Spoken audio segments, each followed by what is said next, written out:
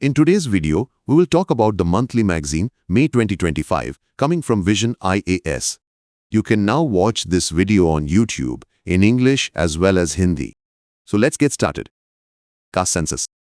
The Government of India has announced that the census will be conducted in Ladakh from October 2026 and in the whole of India from March 2027. The special thing this time is that caste census will also be included in it. This means that data related to the caste of people will also be collected.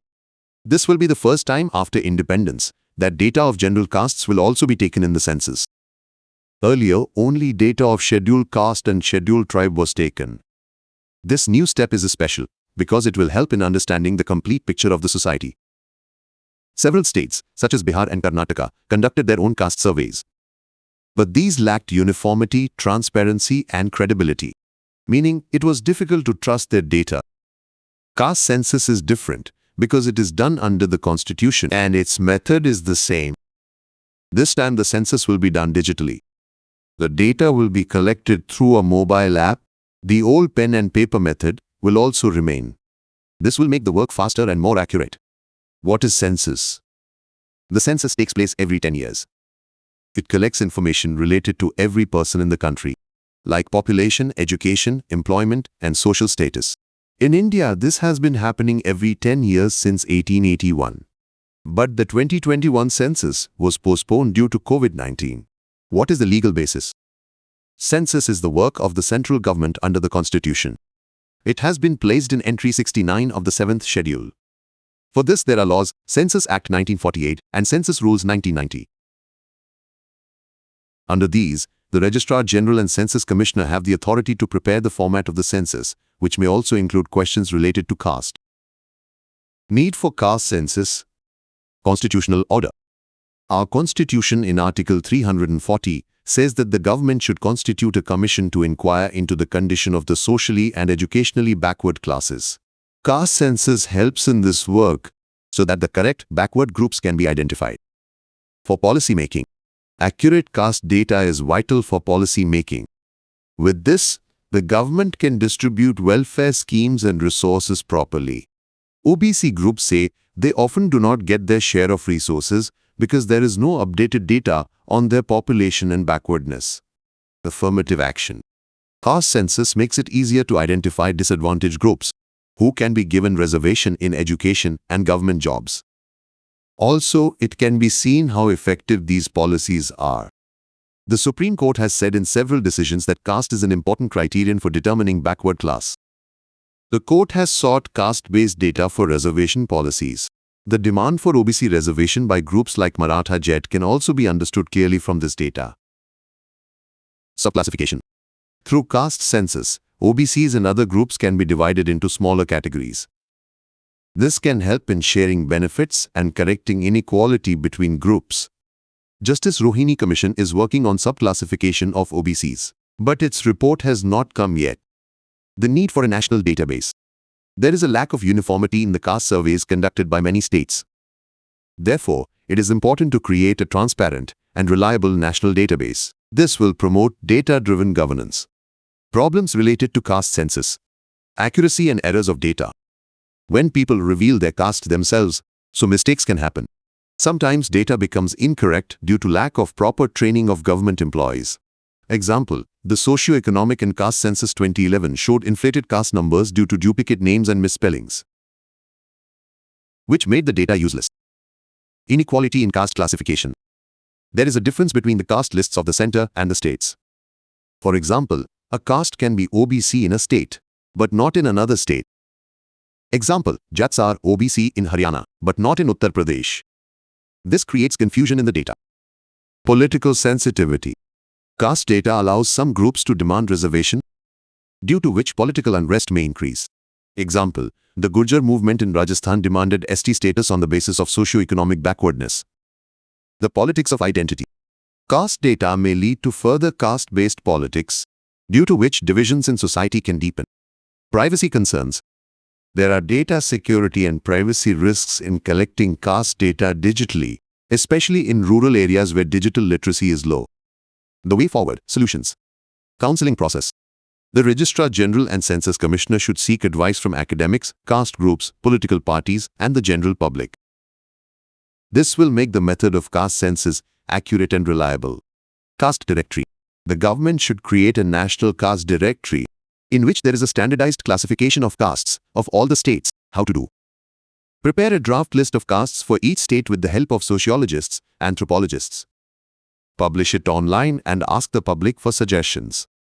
Give the final list only to the census staff so that there is no confusion. Training and capacity building. It is important to provide proper training to the staff collecting caste data so that there are no double names or spelling mistakes. Errors can be reduced by using modern technology such as AI and big data analytics. Next, we will talk about the Private Member Bill. The PRS Legislative Research Report says that in recent years, very little time is being given for discussion on private member bills in the Lok Sabha and Rajya Sabha.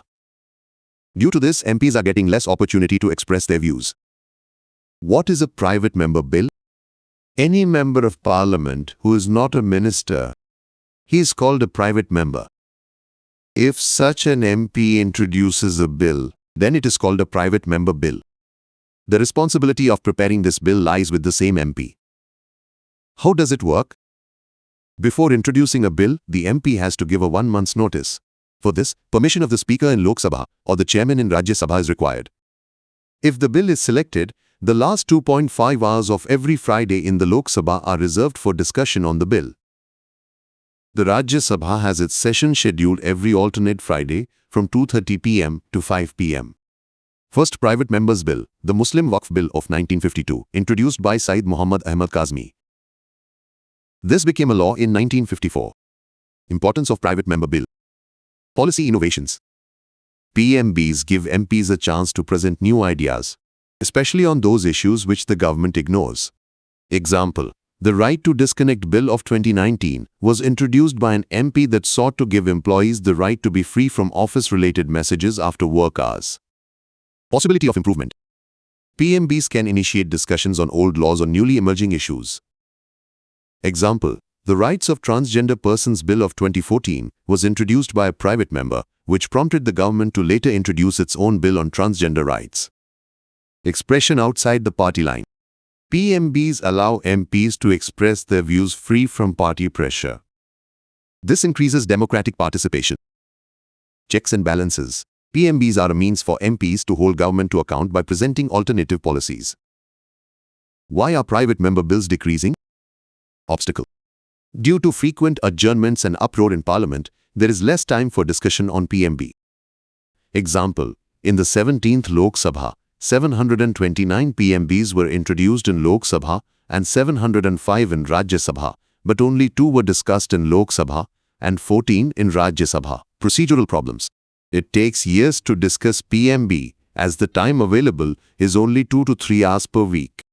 There may be political pressure on the Speaker, Chairman's power to accept or reject a bill. Lack of resources. Private members do not have the research assistance, drafting expertise, or institutional support that government bills receive. Perception of low success. The pass percentage of PMB is very low, due to which MPs are discouraged from working hard on it. Example, till date only 1/4 PE, TAME, GABYTE laws have been enacted, and this last happened in 1970. Lack of political will. The government gives priority to its own legislative priorities. Thereby PMB is ignored. Example, in March 2025, MP Shashi Tharoor said that the last chance to introduce PMB in the session was also cancelled. The way forward. Solutions. Make the process smooth. Set a fixed and unbroken time for PMB, such as digital tracking and process modifications. This will allow discussion on some bills in every session. By amending the rules so that the time of PMB is not affected by other agendas. Research assistance. A research unit should be created, like the UK's Public Bill Committee, to help MPs draft strong bills. Institutional mechanism. A review committee should be formed to examine the quality, relevance and constitutionality of the PMB and prioritize it for discussion based on public importance. The UK's 10-minute rule model could be adopted, where MPs can introduce small bills with a short speech. Inclusive digital access, part of Article 21, Supreme Court. We will talk about the recent Supreme Court decision Amar Jain vs. Union of India. The ruling held that inclusive digital access is part of Article 21. The Supreme Court in its judgment said that inclusive and meaningful digital access to e-governance and welfare schemes is a fundamental right. Highlights of the judgment. Changes in digital KYC rules. The court ordered that digital KYC rules be amended to allow acid attack victims or visually impaired people to access banking and e-governance services. The court issued 20 directions under the Rights of Persons with Disabilities Act, 2016, to make the eKYC process accessible to them. Principle of equality. The court applied the principle of substantive equality. This means that digital transformation must be inclusive and fair for everyone. Part of Article 21. Digital access has been recognized as an integral part of the right to life and liberty. Meaning, every person has the right to access digital services. Responsibility of the government. Under Articles 21, 14, 15, and 38, the government has a duty to ensure digital infrastructure for the vulnerable and marginalized. The importance of inclusive digital access. People will be able to easily avail the benefits of welfare schemes. Digital services will reach the villages. People from weaker sections will be able to use the online learning platform. Banking and other financial services will be accessible to all. Marginalized people will be able to become a part of the development process. If you like the video, then like it now. Power of courts to modify arbitral awards. Let's talk further. In Gayatri Balasamy vs. ISG, Novasoft Technologies Limited, the Supreme Court held that courts can modify arbitral awards under Section 34 or Section 37 of the Arbitration and Conciliation Act, 1996, only under certain circumstances. When can the court modify awards? When the award is severable, if the invalid part of the award can be separated from the valid part. The Supreme Court cited the principle omne majus continet in se minus. That is, the power to cancel an award also includes cancelling part of it. Correcting clerical calculation or typing mistakes. The court can correct such minor mistakes. Changes in post-award interest. Post-award interest may be modified in certain cases. Under Article 142. Article 142 of the Constitution gives the court the power to do complete justice. But this must be in conformity with the basic principles of the 1996 Act. What is arbitration in India? Arbitration is an alternative dispute resolution method, which also includes mediation and conciliation. In this, disputes are resolved outside the national courts through private mechanisms. Importance. Less confrontational. A flexible and fast process. Confidential and effective. Legal framework. Arbitration and Conciliation Act 1996. It is based on the United Nations UNCITRAL Model Law 1985. Section 34. An application may be made to the court to repeal the award. Section 37. An appeal can be made against the award in certain cases. You can watch the video of the 8th part of this magazine Culture on our channel. You will also find its link in our description box. Rohingyas and provisions related to refugees and deportation. The Supreme Court, while hearing petitions related to the deportation and living conditions of Rohingya refugees, said that refugees cannot seek any relief on the basis of UNHCR cards. This means that UNHCR card is not legally recognized in India. UNHCR is a global organization that protects refugees, displaced communities, and stateless people. Important point. India is not a signatory to the 1951 Refugee Convention and its 1967 Protocol. Legal provisions relating to refugees and deportation in India. There is no separate law for refugees in India. There is no separate law for refugees in India. Refugees are categorized as foreigners or aliens. Refugee status is decided on a case-by-case and bilateral policy basis. The Foreigners Act 1946. Section 3. The central government has the power to detain and deport illegally staying foreign nationals. Example: Rohingya refugees are often detained under this law as illegal migrants. Punishment: up to 8 years imprisonment under Section 14. The Passport Act 1920. Section 5. The central government may deport any foreigner who enters India without a passport and visa. Articles 258 and 239 of the Constitution. these powers are also given to the states and union territories.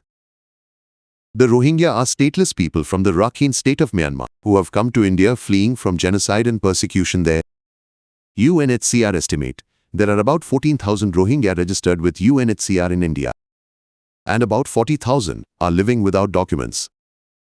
The Supreme Court's stance. 2017. Court said that India is not a party to the 1951 Refugee Convention. Therefore, non-refoulement does not apply. In 2025, the court said that no relief can be given on the basis of UNHCR card. You can watch the video of the 7th part of this magazine on science and technology on our channel.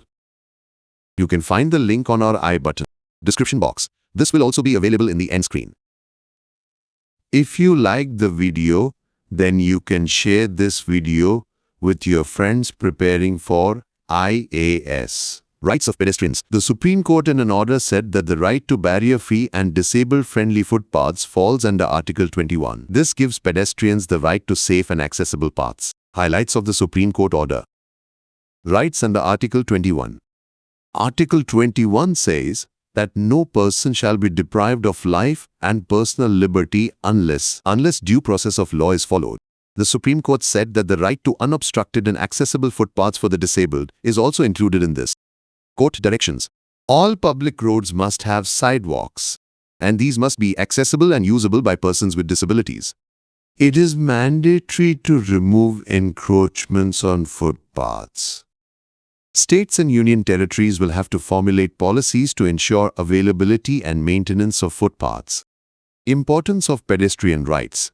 Footpaths protect pedestrians from road accidents. Disabled people will also be able to use the footpath without any problem. Increasing walking facilities in cities will reduce traffic and pollution. This is a basic need for the poor and weaker sections who walk. The court gave this order while hearing a public interest petition in which the problem of lack of footpaths and encroachment in cities was raised. The court said that not having a footpath is a violation of the right to life. 50th anniversary of Sikkim statehood. Sikkim celebrates its 50th anniversary in May 2025. Many cultural and development programs were organized on this occasion. Statehood of Sikkim. In 1974, the Constitution Act granted Sikkim the status of an associate state under Article 2A. In 1975, Sikkim was made a full state of the Indian Union under the Constitution Act. But the 36th Amendment in 1975 deleted Article 2A and granted full statehood to Sikkim. Sikkim became the 22nd state of India. Article 371F, Special Provisions. Article 371F gives certain special provisions to Sikkim. These provisions protect the culture, traditions, and old laws of Sikkim. Example: in Sikkim, land ownership and certain local rights enjoy special protection. Sikkim was formerly an independent princely state, which had its own king called Chogyal. Following a referendum in 1975, Sikkim decided to join India. This strengthened the northeastern region of India and gave Sikkim a chance to be a part of India's development. India-UK Free Trade Agreement. India and the UK have agreed on a free trade agreement after 3 years of negotiations. This agreement will come into force once its legal document is ready. It will have 27 chapters, like digital business, environment, etc. This agreement will make trade easier and cheaper. Both countries have also agreed on the Double Contribution Convention. DCC is a type of social security agreement. It means employees who travel between India and the UK for work, they will have to pay social security tax in just one country. This rule will apply to those employees who will work temporarily in another country for 3 years. This will save money for companies and employees. But this will not affect their profits, and you will have to pay an immigration health surcharge in the UK. Highlights of FTA. Now let us look at the highlights of this agreement. Zero duty market access. 99% of India's exports will go to the UK without any tax. That is, almost all business will be cheaper. On the other hand, India will also reduce taxes on 90% of UK products. 85% of UK products will become tax-free in India in 10 years. Ease for Indian professionals.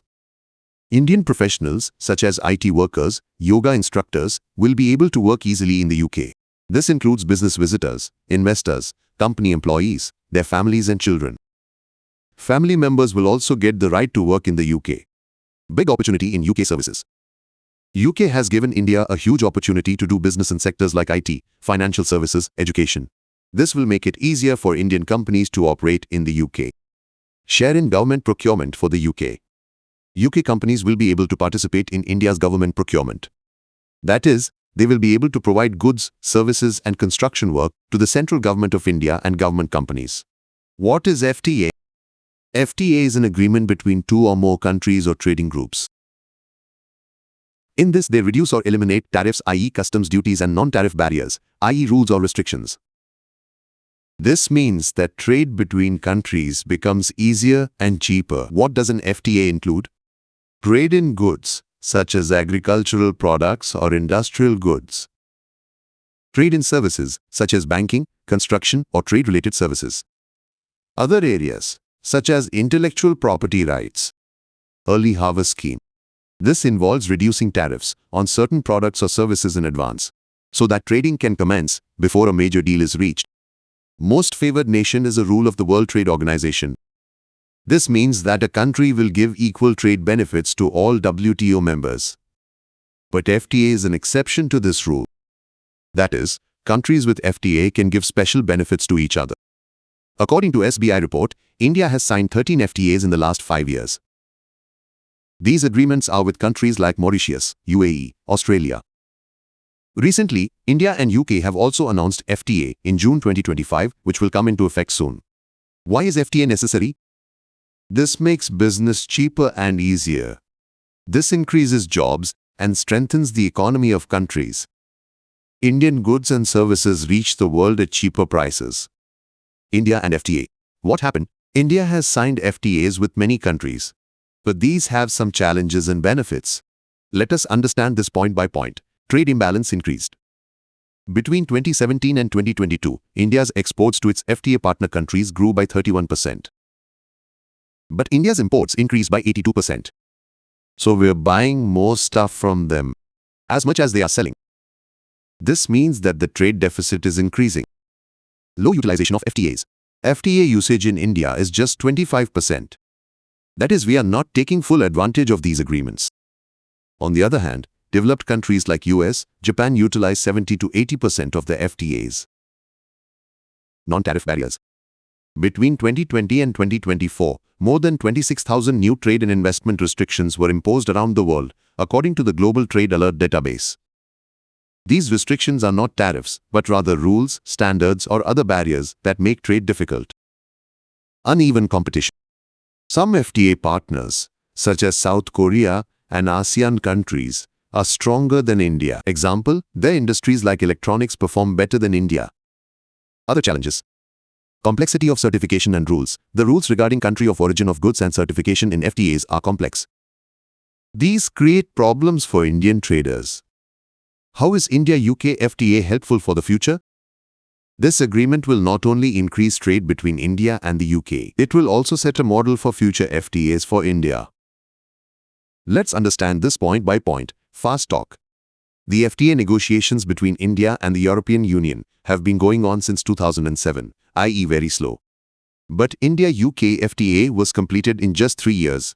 This shows that India can now negotiate quickly and effectively. In future, India can make quicker and better agreements with other countries. Security of sensitive areas. India excluded its sensitive agricultural products, such as dairy products, from the FTA. Additionally, sensitive industrial goods such as plastics were also put on the rescue list. This will protect the farmers and small industries of India. India can protect its essential industries in this way in future FTAs also. Gradual removal of tariffs. India promises to gradually reduce tariffs with the UK. This means that Indian industries will get enough time to face foreign competition. This will strengthen our industries. In future, India can adopt this approach in other FTAs as well. Benefit for both countries. Both the countries got equal benefits in this FTA. Example, UK car companies will get a quota in India, with tariffs dropping from 100% to 10%. In turn, Indian professionals such as IT, yoga instructors and exports will benefit in the UK. India can make such agreements in future FTAs too, in which both the parties benefit. If you liked the video, then like it now. China-Pakistan Economic Corridor.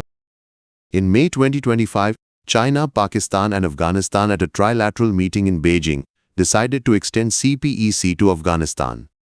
This will help Afghanistan in trade and connectivity, but there are some concerns for India too. Let us understand this in detail. What is CPEC? CPEC is a major project of the Belt and Road Initiative, which was started by China in 2015. It connects the Silk Road Economic Belt and the Maritime Silk Road.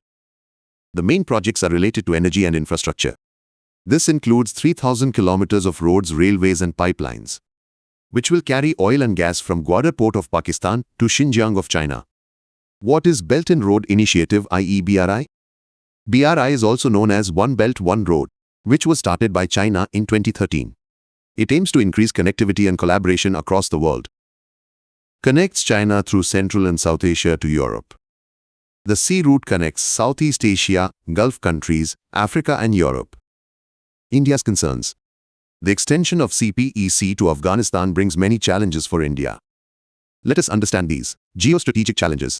The expansion of CPEC could undermine India's Chabahar port and the international North-South transport corridor, which are meant to provide India access to Central Asia.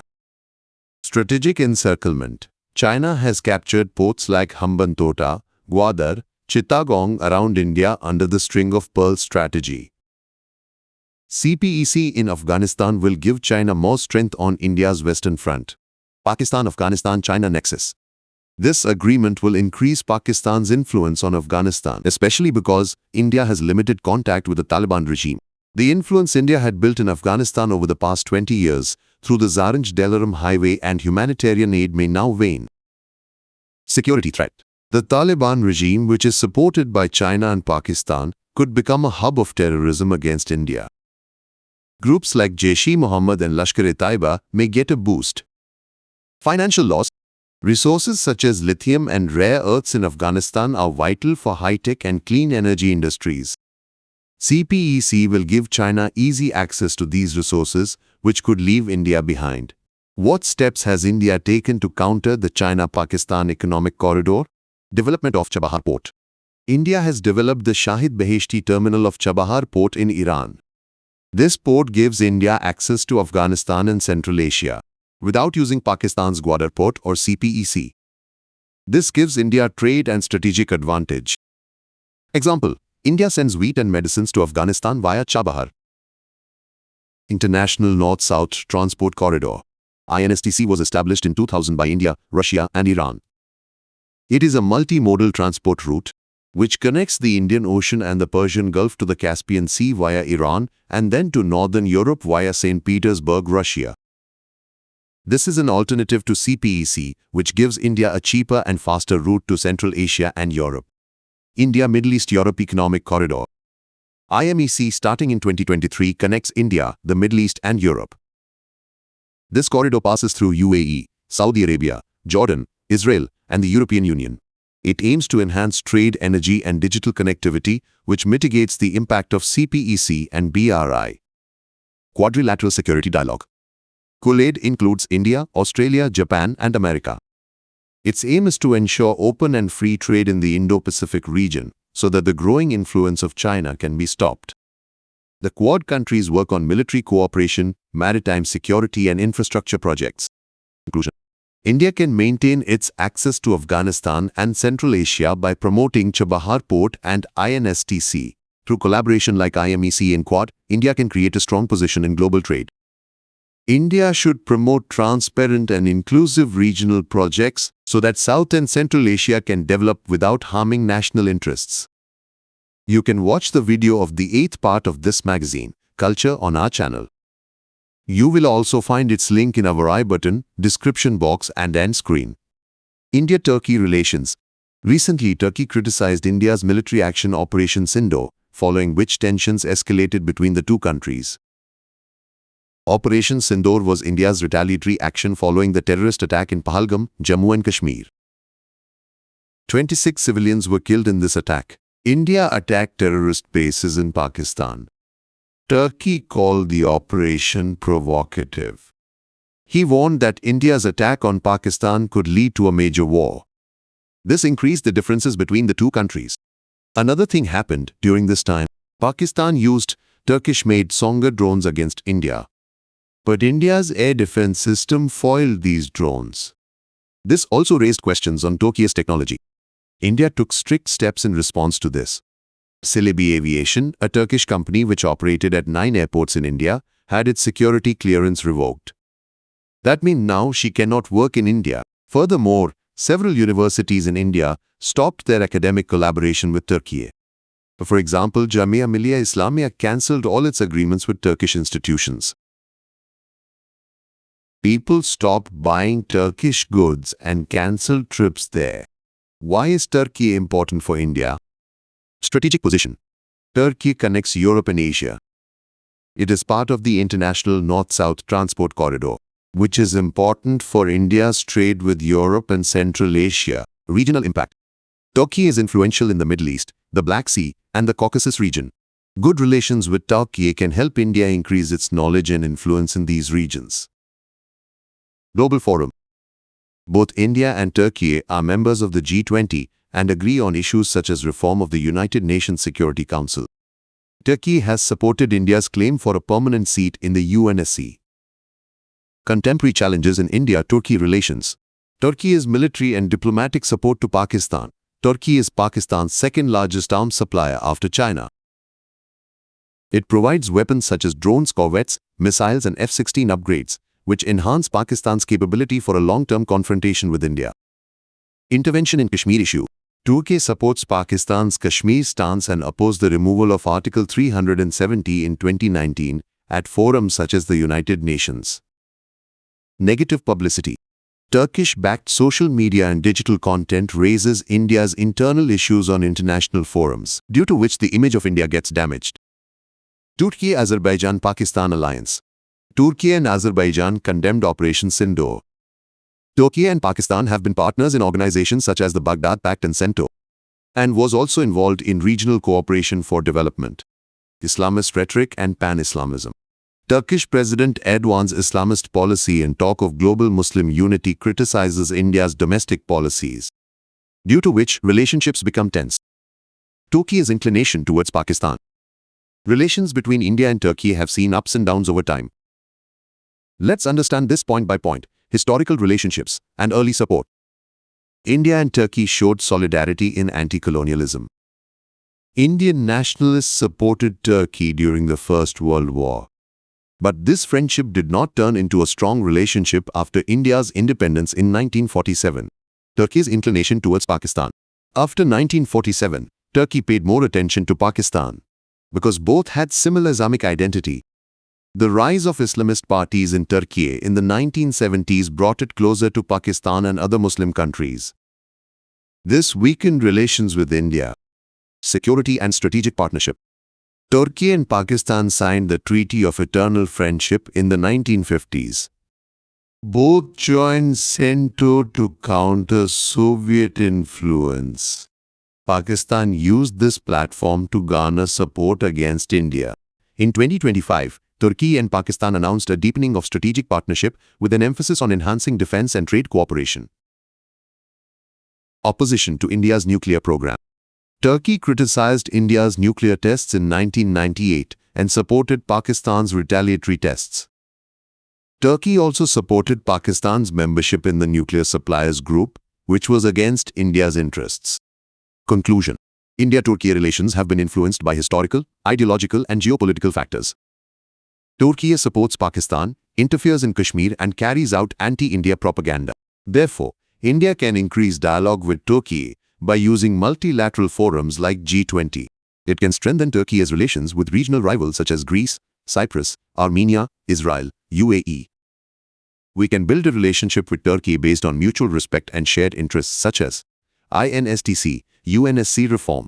You can watch the video of the 7th part of this magazine on science and technology on our channel. You will also find its link in our I button description box and end screen.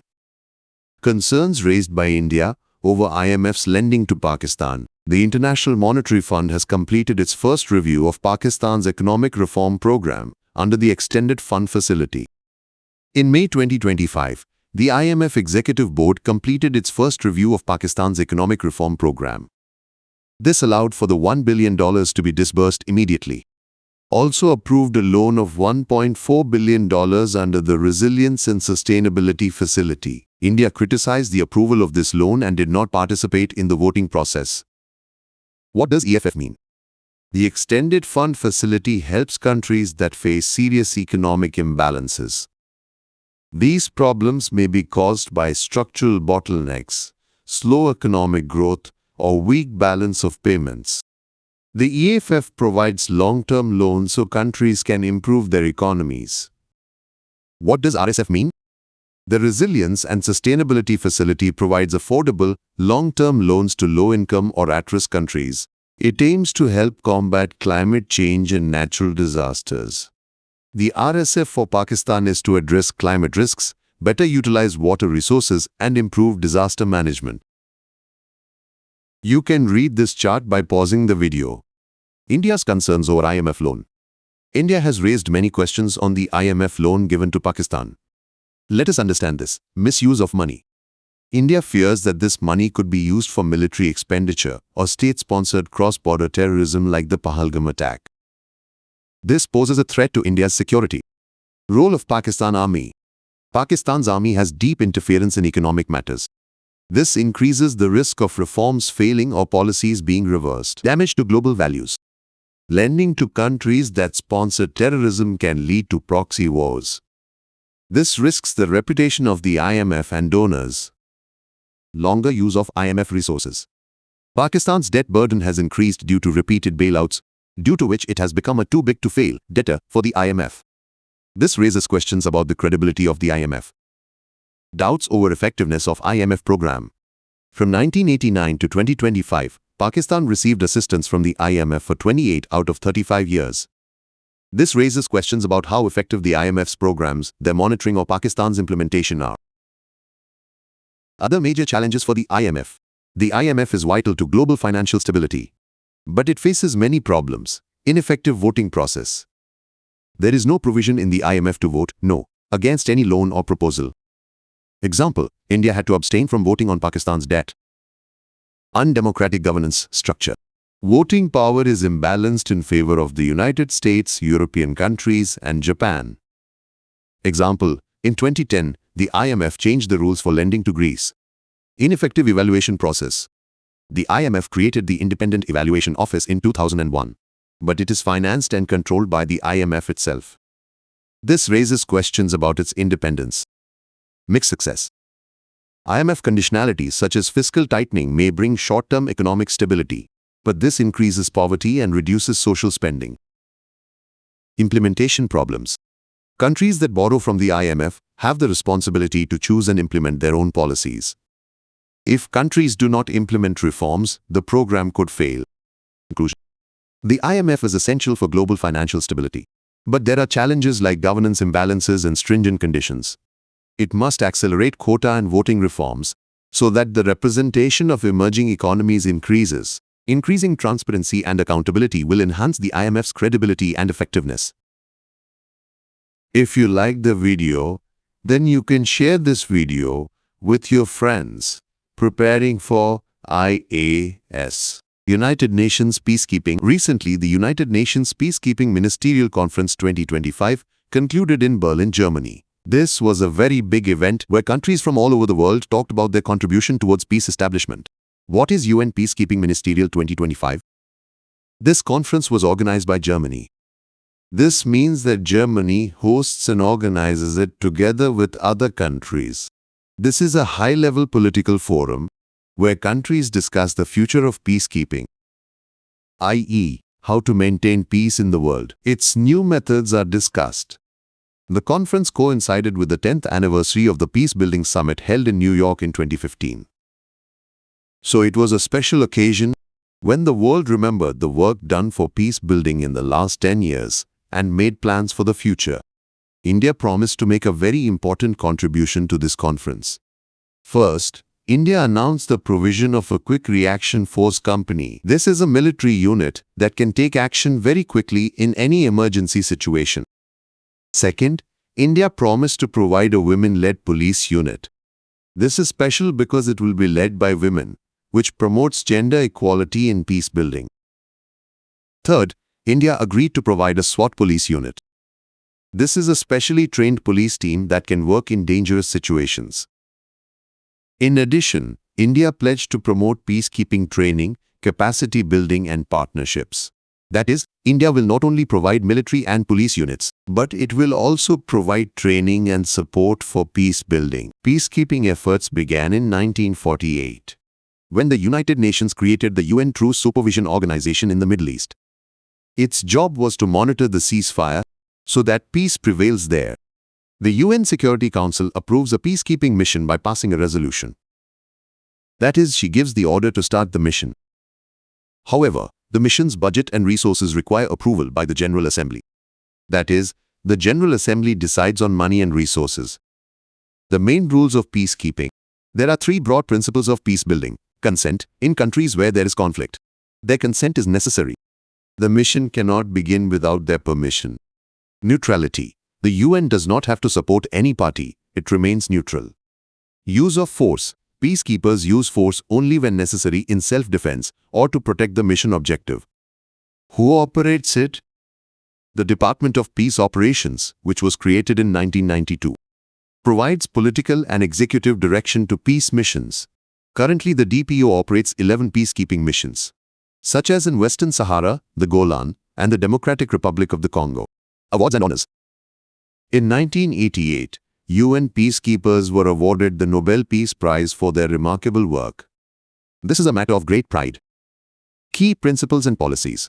Capstone principles. These set out the guiding principles and main objectives of peacekeeping missions. It also provides the basis for developing training materials for military, police, and civilian personnel so that they can prepare for the mission. Responsibility to protect principle. Introduced in 2005, this principle states that the world should take responsibility to prevent the worst violence and abuses. This is a political promise which is to protect humanity. India's main contribution to UN peacekeeping.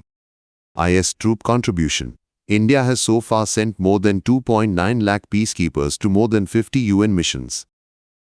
Currently, India is the fourth largest troop contributing country after Nepal, Rwanda and Bangladesh. India has played a vital role in missions such as the Armistice in the Korean War, Cyprus and Congo. Capacity building. The Indian Army has set up the Center for United Nations Peacekeeping in New Delhi. It is India's main center for peacekeeping training, where peacekeepers are trained. Promoting gender equality. In 2007, India sent its first all-female police unit to Liberia. This was a historic step, which promoted the role of women. The main challenges of peace building. Attacks on peacekeepers. For example, UN interim force in Lebanon peacekeepers were injured during the Israel-Lebanon conflict. Opposition from host countries, e.g., Sudan opposed the African Union UN hybrid operation in Darfur. Credibility problem. The UN's failure to prevent genocide in Rwanda and Srebrenica in the 1990s hurt its credibility. Changing nature of conflicts. Most conflicts are now internal rather than interstate. Armed groups are using terrorist strategies and new weapons. Other challenges. Restrictions on the freedom of peacekeepers. Delay in political solutions. Lack of well-trained and equipped forces. Not involving large troop-contributing countries in decision-making. Conclusion. The recommendations of the Brahmi Report and the UN High-Level Independent Panel on Peace Operations should be implemented. For example, the Security Council and the UN must act quickly in case of a crisis. In the future, peace building will have to adapt to new security, gender and human rights challenges. Issues of funding and legitimacy have to be resolved. Peacekeepers need better training, better equipment, and accountability to ensure they remain accountable to the UN and the people they serve. New Development Bank. Algeria submitted its documents for membership of the New Development Bank on the 19th of May 2025 and officially became its 9th member. This is a big step Because NDB plays an important role in development in the world. What is the New Development Bank? NDB is headquartered in Shanghai, China. It was launched in 2015 by the BRICS countries Brazil, Russia, India, China, and South Africa. NDB is a multilateral development bank which mobilizes resources for infrastructure and sustainable development projects in emerging economies and developing countries. That is, it provides funding for roads, electricity, and environment-friendly projects. Current members: Brazil, Russia, India, China, South Africa, Bangladesh, United Arab Emirates, Egypt, and Algeria. Membership of the NDB is open to all members of the United Nations, whether they are borrowers or not. Uruguay has been accepted by the NDB's Board of Governors, but he won't become an official member until he submits his documents. Capital and shareholding of NDB. The initial authorized capital of NDB is $100 billion. Of this, $50 billion is divided equally among the 5 founding members: Brazil, Russia, India, China, and South Africa. That is, everyone's share is equal. The total voting power of the 5 founding members must be at least 55%. This gives them control over important decisions of the bank. The contemporary importance of regional financial institutions. Sustainable and inclusive development. These institutions give money to projects that are good for both the environment and society. For example, by 2024, NDB has supported around 20 projects in India, which is worth $4.87 billion. These projects are for things like roads, railways, water conservation, etc. This leads to development of both villages and cities, and also increases employment. Addressing infrastructure and investment gaps. In our country, a lot of money is needed for things like roads, electricity, ports. Regional institutions provide long-term loans and also encourage private companies to invest. This resolves the funding shortage. Recently, AIIB approved a big loan for India's railway projects, due to which our trains will become even better, promoting regional integration and stability. These institutions connect countries with each other. India, a founding member of the NDB and AIIB, has strengthened South-South cooperation. This means that countries like India, Brazil, China work together. This boosts trade, culture, and peace.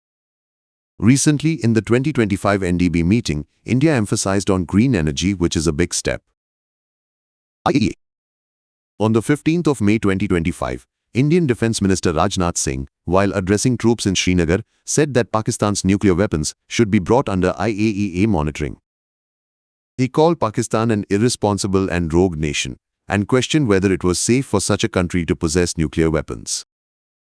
The statement came in the wake of recent military tensions between India and Pakistan and Operation Sindoor, in which India attacked terror camps in Pakistan. What is the International Atomic Energy Agency? The International Atomic Energy Agency is headquartered in Vienna, Austria.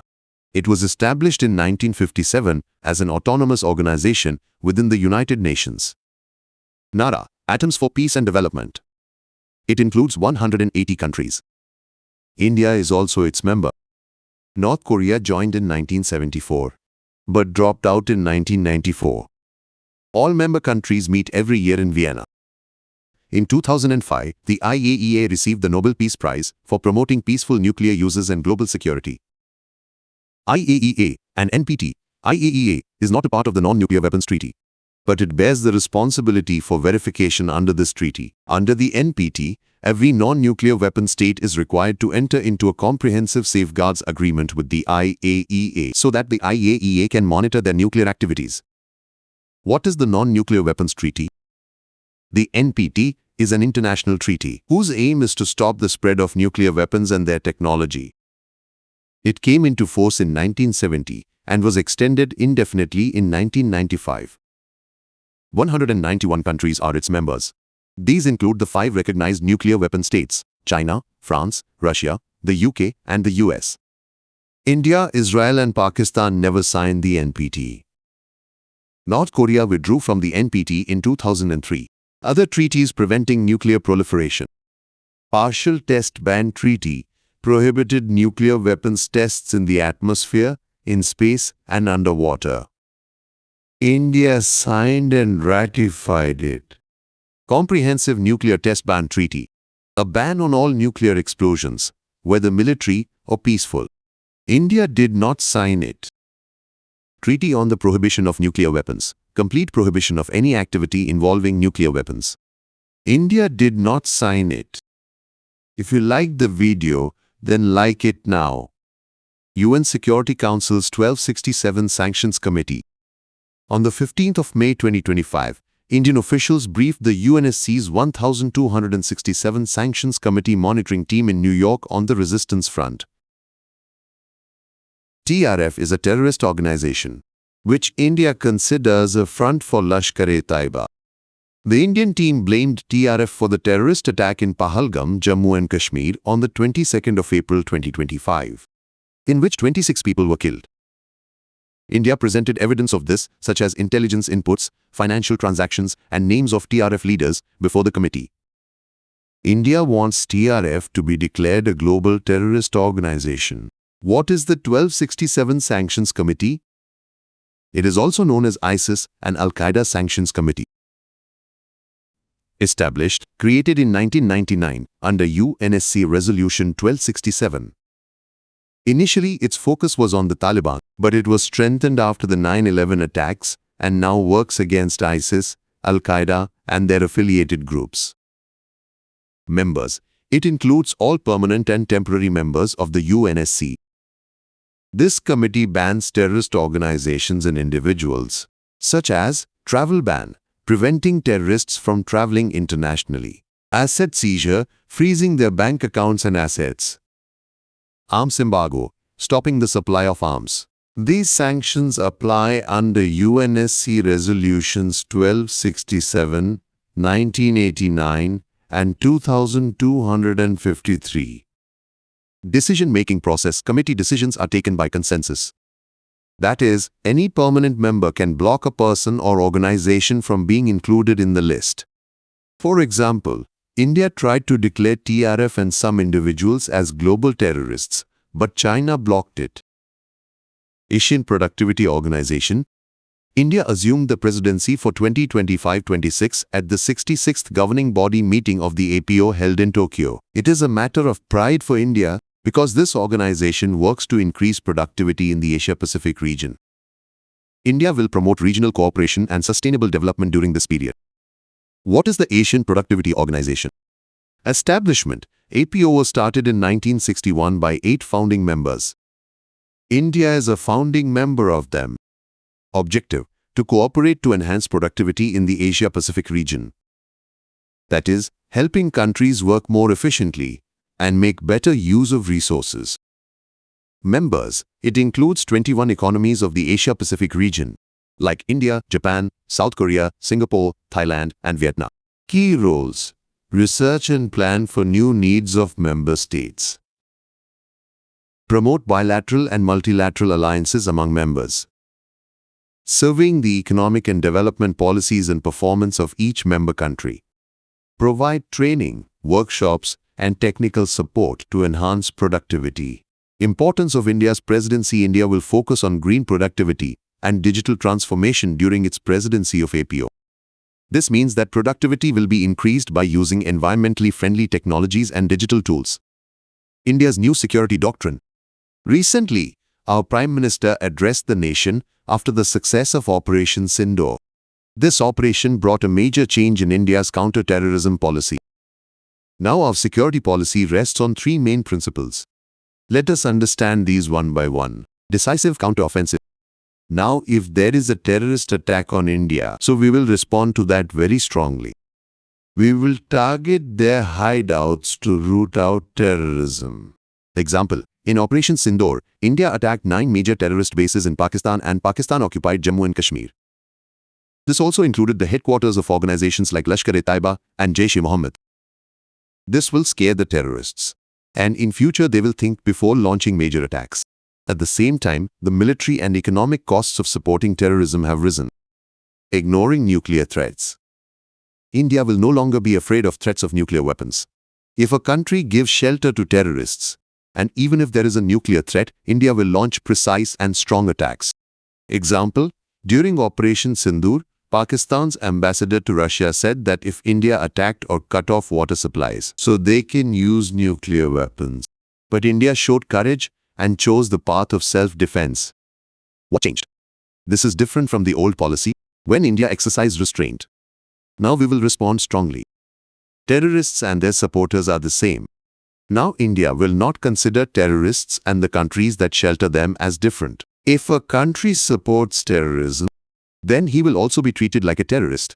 Example, Operation Sindoor saw India target targets in core areas of Pakistan, such as Punjab province and Bahawalpur. This was different from the old rules, because India considered terrorists and their government supporters as the same. What was the message? If any country promotes terrorism, India will take it like a war. This is also necessary for global peace.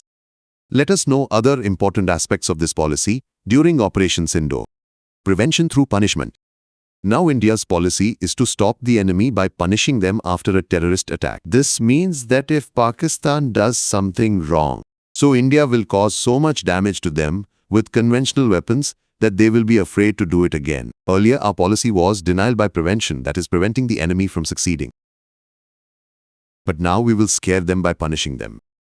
Example, in Operation Sindoor, India destroyed terrorist hideouts and showed that we will not back down in retaliatory action. Economic measures. India will now also use economic measures for security. These measures give us strength without escalating the war.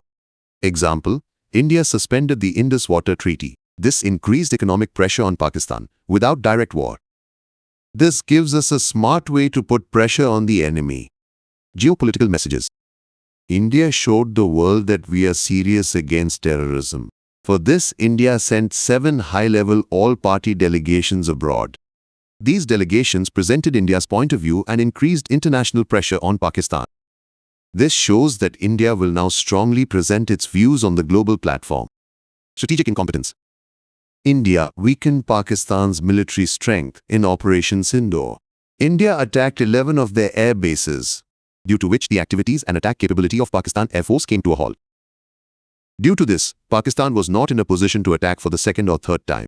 This was part of our strategy so that the war does not escalate. Coordinated and technical response. India made great use of its indigenous high-tech technologies in this operation, such as drone warfare, air defense, and electronic warfare systems. India made drone warfare a part of its military strategy. This makes our response precise and effective. This shows that India is now far ahead in terms of technology and strategy. A strategy to prevent the war from escalating. India's strategy was to destroy terrorist bases, but prevent the war from escalating. When Pakistan tried to escalate the war, India immediately reduced its strength with the help of its army, navy, and air force. In Operation Sindoor, India destroyed terrorist hideouts and did not give Pakistan an opportunity to retaliate. India will punish, but we will not let the war go out of control. Conclusion. Operation Sindoor is a major step in India's military and geopolitical evolution. It showed that India will respond strongly against terrorism, reducing the strength of the enemy, and will prevent the war from escalating. This policy changes the dynamics of conflict in South Asia. If you like the video, then like it now. Defense technology in Operation Sindoor. Operation Sindoor demonstrated how advanced India's air defense system was. In this operation, our techniques thwarted terrorist threats and prevented enemy attacks. Let us understand those key technologies one by one. Aerial surveillance systems of India. India uses several powerful systems to monitor its air borders. These systems are capable of detecting and responding to enemy aircraft, drones, and missiles. IACCS of Indian Air Force. It is an automated system that combines data from all air defense equipment, such as ground-mounted radars, airborne sensors, and communication nodes. It gives a picture of the overall air situation, which helps the army in taking quick decisions. This allows enemy attacks to be quickly detected and destroyed. It is manufactured by Bharat Electronics Limited, which is a government company. The Mission Control Center of the Ballistic Missile Defense Network. It monitors India's airspace 24/7. This includes long-range tracking radars, such as the Swordfish radar, which can keep an eye on a distance of more than 500 kilometers. The Israeli ELM 2090 Terra system, which provides very long-range detection and tracking. Netra, AEWNC, developed by DRDO, which has 240-degree radar coverage and range of 200 kilometers. Falcon AWACS from Israel, which provides 360-degree coverage and a range of over 400 kilometers. HAWKEYE of the Indian Army. This system is designed to detect and respond to enemy aircraft, drones and missiles. It unites radar, sensor and communications technologies so that low-level air threats in the war zone can be monitored. It controls air defense weapons on the ground.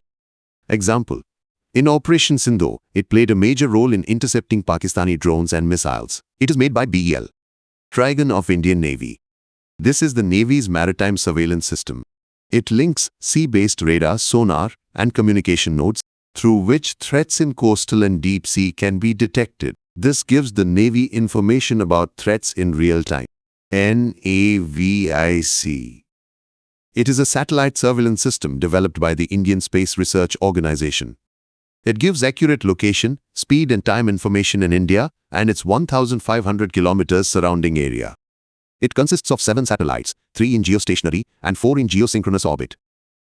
It uses L5 and S-band signals, in which the L5 signal is encrypted for military use. This helped in accurate surveillance and target designation in Operation Sindoor. We will understand about multi-layered air defense system. India's air defense system works in 4 layers. The first layer is short-range threats, such as drones or low-flying weapons. It stops them. Drone detect, deter and destroy anti-drone system. This system is designed to detect, stop and destroy drones. It was developed by DRDO and manufactured by BEL. It has 2 types of weapons: hard kill, laser-directed energy weapon system, which destroys the drone with laser; soft kill, radio frequency detection, and jamming systems that jam the drone's communication channel, as well as GPS, jamming and spoofing. Other features: radar system locates and tracks drones. Charge-coupled devices and infrared cameras help track the drone. The command and control center controls the entire system. Recently, in 2024, the system was successfully tested, showing its power in preventing drone attacks. Man-portable air defense systems. These are surface-to-air missiles, which can be operated by a soldier alone or a small team. India has purchased IGLA-M and its advanced version IGLA-S from Russia. These missiles target helicopters or aircraft flying at low altitudes. This system is light and fast. Therefore, it can be easily carried to the battlefield. Shilka system. It is a Russian-made self-propelled radar-guided anti-aircraft system mounted on a tracked chassis. Its job is to protect troops and vehicles on the ground from air attacks. It includes third-generation electro-optical systems, phased array 3D tracking radar and precision navigation system. It provides 360-degree protection day and night. India has upgraded it to make it more effective. Zu 23mm system. It is a Soviet-designed twin-barreled anti-aircraft gun, which has 223mm autocannons. Effective up to 2.5 kilometers in air and 2 kilometers on ground. It is used to intercept low-flying threats, such as drones or helicopters. It can fire a lot of bullets very quickly, which increases the security of fixed locations. L/70 anti-aircraft gun. This is a 40mm gun, which was designed by the Swedish company Bofors and manufactured in India. It has radar, electro-optical sensors, and auto-tracking systems. It can fire 240 to 330 rounds per minute and is effective up to 4 kilometers. Its upgraded version is very accurate and powerful. Second layer, short-range air defense system. These systems intercept aerial threats at ranges of 30 to 70 kilometers and altitudes of 18 to 20 kilometers. Let us know about these in detail. Sky. This is a short-range surface-to-air missile system which protects vital areas and targets from air attacks. Developed by DRDO. Usage: active in Indian Air Force and Indian Army. Key features: intercept range 30 to 35 kilometers. Altitude: can destroy targets up to 18 kilometers. Multi-target: can engage multiple targets simultaneously in group mode or autonomous mode. ECCM: electronic countermeasures facility, which prevents enemy jamming. Akash Next Generation. In 2016, the government approved Akash NG, which has a range of up to 70 kilometers. It was successfully tested in 2024, in which it showed its advanced technology. Spider. It is a low-level quick-reaction surface-to-air missile system designed to intercept aircraft, helicopters, drones and precision-guided weapons. Developed by Israel. Missiles, two types of missiles, Python 5 and Derby. India purchased 18 Spider MR systems, whose range is 35 kilometers and height is 16 to 20 kilometers. This system reacts quickly and effectively intercepts low-altitude threats. Legacy Soviet system. India still uses some old Soviet systems, which helps in short-range defense. These are S-125 Pechora missile system, which destroys short-range aerial targets. 9K-33 OSA-AK mobile missile system used to intercept helicopters and aircraft. 2K-12 Cub Quadrat multi-target tracking and missile system. These systems are old, but still useful in some circumstances. India is now gradually replacing these with new systems. Third layer, medium-range air defense system. Barak-8 missile defense system. This system is designed to intercept medium-range aerial threats. Developed by DRDO and Israel Aerospace Industries under India-Israel Agreement. Two versions, naval-based long-range surface-to-air missile, range up to 100 kilometers. Medium-range surface-to-air missile, range up to 70 kilometers. Features: it can intercept aircraft, helicopters, drones and cruise missiles. Its advanced radar and guidance system ensures accurate targeting. Fourth layer, long-range air defense system. S-400 Sudarshan Chakra. It is one of the world's most advanced long-range air defense systems. Developed by Russia's Almaz Central Design Bureau, it is known as S-400 Triumph. India's purchase. In 2016, India signed a deal to purchase 5 S-400 systems from Russia. Features: it consists of a multi-function radar, autonomous detection, targeting system, missile launcher, and command and control center. 4 types of missiles: short range, medium range, long range, very long range. It can intercept aircraft, drones, cruise missiles and ballistic missiles up to an altitude of 30 kilometers. India will have received 3 S-400 systems by 2023. And the rest is expected to be received by 2025. Ballistic Missile Defense Program. This is a 2-tier system which can intercept ballistic missiles up to 2,000 kilometers. In Phase 2, it will intercept missiles up to 5,000 kilometers. Prithvi Air Defense System can intercept ballistic missiles with a range of 2,000 kilometers at an altitude of 80 kilometers and speed of Mach 5. Prithvi Defense Vehicle, developed in Phase 2, which can destroy targets at 100 kilometers altitude. Advanced Air Defense System intercepts ballistic missiles up to 30 kilometers altitude. We will talk about India's air defense systems, as well as some other important weapon systems that could potentially be used in air and ground attacks. These are the BrahMos missile and the Rafale V weapon system. BrahMos missile. This is a supersonic cruise missile, which flies at 2 to 3 Mach. Cruise missile. It is powered by a jet engine and reaches the target accurately. Developed by India and Russia together. Key features: fire and forget. Once launched, it automatically destroys the target. Range up to 290 kilometers and can choose different flight paths. Low radar signature, difficult to be detected by radar. Accuracy, pinpoint attack, meaning a very precise target. Strength, very destructive due to massive kinetic energy on impact. Recent update: in 2024, a new version of BrahMos was successfully tested with a range of up to 450 kilometers. Rafale weapon systems. The Rafale fighter jet, manufactured by French company Dassault Aviation, is equipped with state-of-the-art weapons. This is used for precise attacks. Main weapon, Escalp. It is a stealth cruise missile, which was made by MBDA. Range, up to 450 kilometers for deep attack. It can destroy enemy targets by evading radar. AASM Hammer. These are smart bombs, whose range is 70 kilometers.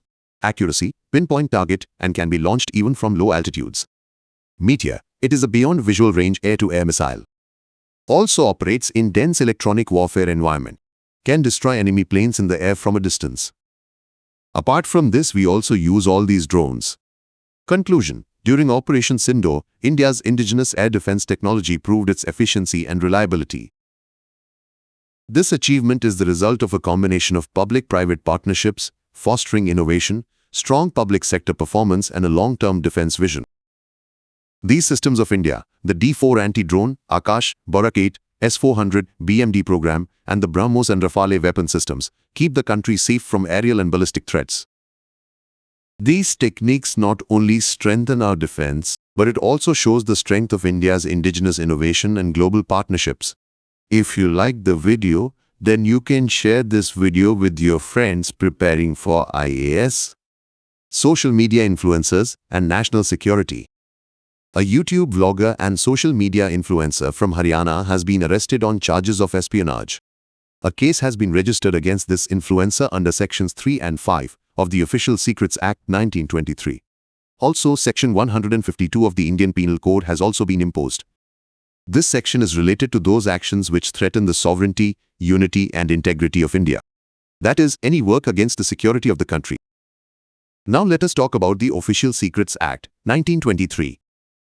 It is very important to understand this. The purpose of this law is to protect government confidential information, especially those related to national security. Where does this law apply? This is applicable all over India. This applies to government departments, employees, contractors, and even Indian citizens living abroad. What are the highlights of the Official Secrets Act? This law deals with espionage, treason, or activities that threaten the integrity of the country. Section 22 of the Right to Information Act, 2005 states that the right to RTI is above this law. Section 8 of the RTI Act states that if it is in the public interest to disclose the information, so confidential information can also be given, provided the benefit is more than the harm. But there are certain exemptions under Section 8 of the RTI. That means some information cannot be given to the citizens. Now let us understand the two main sections of the Official Secrets Act. Section 3, Punishment for Espionage. If someone visits restricted places, makes sketches for the enemy, or shares secret codes that harm India's security, he will be punished. Section 5, Giving wrong information. If someone leaks secret government information, uses it for foreign benefit, or does not keep it safe, there will also be punishment. How social media influencers can pose a threat to national security. Promoting psychological warfare. Some influencers spread misinformation or fake news, which endangers the security of the country. They influence public opinion by spreading foreign stories. Example: China uses its influencers to diffuse global criticism on the issue of Uyghur Muslims. Assisting in espionage. Some influencers knowingly or unknowingly share sensitive information on their platforms which can pose a threat to the country. Example: Haryana influencer Jyoti Malhotra was allegedly recruited by Pakistani intelligence agency. Social polarization and communal tension. Some influencers create tension in society by spreading hate speech, fake videos, or false news. Example: the Indian government blocked 1093 Facebook, Twitter, Instagram, and YouTube accounts for inciting violence in Murshidabad, West Bengal. Foreign influence and hybrid warfare. Some influencers spread separatist propaganda at the behest of foreign powers. Example: pro-Khalistani influencers, such as accounts associated with Sikhs for Justice, spread separatist propaganda on YouTube and X. India blocks social media accounts of Punjab Politics TV because it allegedly had close ties to SFJ. Terrorist propaganda. Terrorist groups take advantage of the global reach and anonymity of social media to spread violent propaganda. They especially try to radicalize the youth. Example 1. Hizbul Mujahideen commander Burhan Wani launched psychological warfare through social media in Kashmir. Example 2. Al-Qaeda recruited people by creating emotional videos through YouTube preacher Anwar al-Awlaki. Keyword: psychological warfare. It is a strategy that involves propaganda, threats, and other non-combat techniques. Its purpose is to mislead the enemy, to intimidate and demoralizing, especially during times of war or political unrest. Misinformation. This is information that is deliberately spread that is false, whose purpose is to deceive people. Misinformation. This is also false information, but the person spreading it does not want to deceive intentionally. Still, it could have the effect of disinformation. What steps has India taken to tackle the threat of influencers? Legal framework and policies. Information Technology Act, 2000. Its Section 69A gives the government the power to block online content if it poses a threat to national security, public order, or the sovereignty of the country. IT Rules 2021. Social media platforms have to appoint a grievance officer. Illegal content must be removed within 36 hours. As per the government's instructions, information about the person sending the message has to be given. Rule 3 states that content that threatens public order or national integrity is prohibited. Fact-check unit. The government has set up a fact-check unit under the Press Information Bureau to tackle fake news. Making officials aware. The government repeatedly sensitizes officers about the Official Secrets Act 1923 and the Central Civil Services Rules 1964. This prevents unauthorized disclosure of sensitive information and increases security against misinformation and espionage. Tackling the propaganda war, Operation Sindoor. The Ministry of Home Affairs has directed states sharing borders with Pakistan and Nepal to keep a check on anti-national propaganda, be it on social media or other platforms.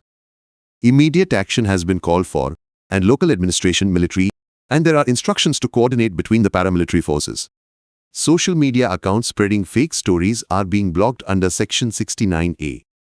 The government has appealed to people to report fake news to PIB fact-check, especially when Pakistani propaganda is on the rise. Conclusion. India has created a strong framework by combining the Official Secrets Act and modern IT rules. This framework addresses both traditional espionage and digital threats posed by influencers. We have to understand that misuse of social media can weaken the country. Therefore, we have to become aware and responsible citizens. You can watch the video of the 8th part of this magazine Culture on our channel. You will also find its link in our I button, description box, and end screen. India's diplomatic outreach against state-sponsored terrorism. On the 22nd of April 2025, 26 innocent people were killed in a terrorist attack in Pahalgam, Jammu and Kashmir. The attack was carried out by Pakistan-backed terror group the Resistance Front, which is believed to be an ally of Lashkar-e-Taiba. In response, India launched Operation Sindoor on the 7th of May 2025, destroying 9 terrorist hideouts in Pakistan and HAWKEYE. Following the attack, India launched a diplomatic campaign to highlight Pakistan's support for terrorism on the global stage. India sent high-level all-party delegations to over 30 countries. These include members of parliament, senior political leaders, and experienced diplomats. Their aim was to counter Pakistan's false propaganda. Pakistan spread a false narrative based on its two-nation theory ideology. India challenged it. India articulated its zero-tolerance policy against terrorism and sought support from the international community. The delegations act as strategic communicators, strongly presenting India's position. Example, Colombia had earlier questioned India's narrative, but after meeting the Indian delegation, he withdrew his statement and supported India's anti-terrorism stance. Malaysia also welcomed the Indian delegation and extended constructive support despite Pakistan's opposition. Main objective. India aimed to achieve the following goals through its diplomatic initiatives to give a new dimension to the Kashmir issue. India described Kashmir as an internal constitutional matter and not a bilateral issue between India and Pakistan. Pakistan presents Kashmir as a bilateral dispute in international forums. India made it clear that this is India's internal matter. Example, India stated at the United Nations and other forums that the abrogation of Article 370 was India's constitutional decision. Exposing terrorism as a state policy of Pakistan. India has shown that Pakistan uses terrorism as a state policy, which is a threat not only to India but also to global anti-terrorism rules. This makes Pakistan accountable, and the global community unites against those who sponsor terrorism. Example, India shared evidence of Pakistani links to terror groups like Lashkar-e-Taiba and the Resistance Front. Effectiveness of India's diplomatic initiatives. India's global initiative achieved success at many levels. Let's look at this in points. Legalizing self-defense. India cited Article 51 of the United Nations Charter, which gives a country the right to self-defense against armed attack. The Pahalgam attack was treated as an act of armed aggression, in response to which Operation Sindoor was legally justified. Result: the global community acknowledged India's right to self-defense. Support for zero-tolerance policy on terrorism.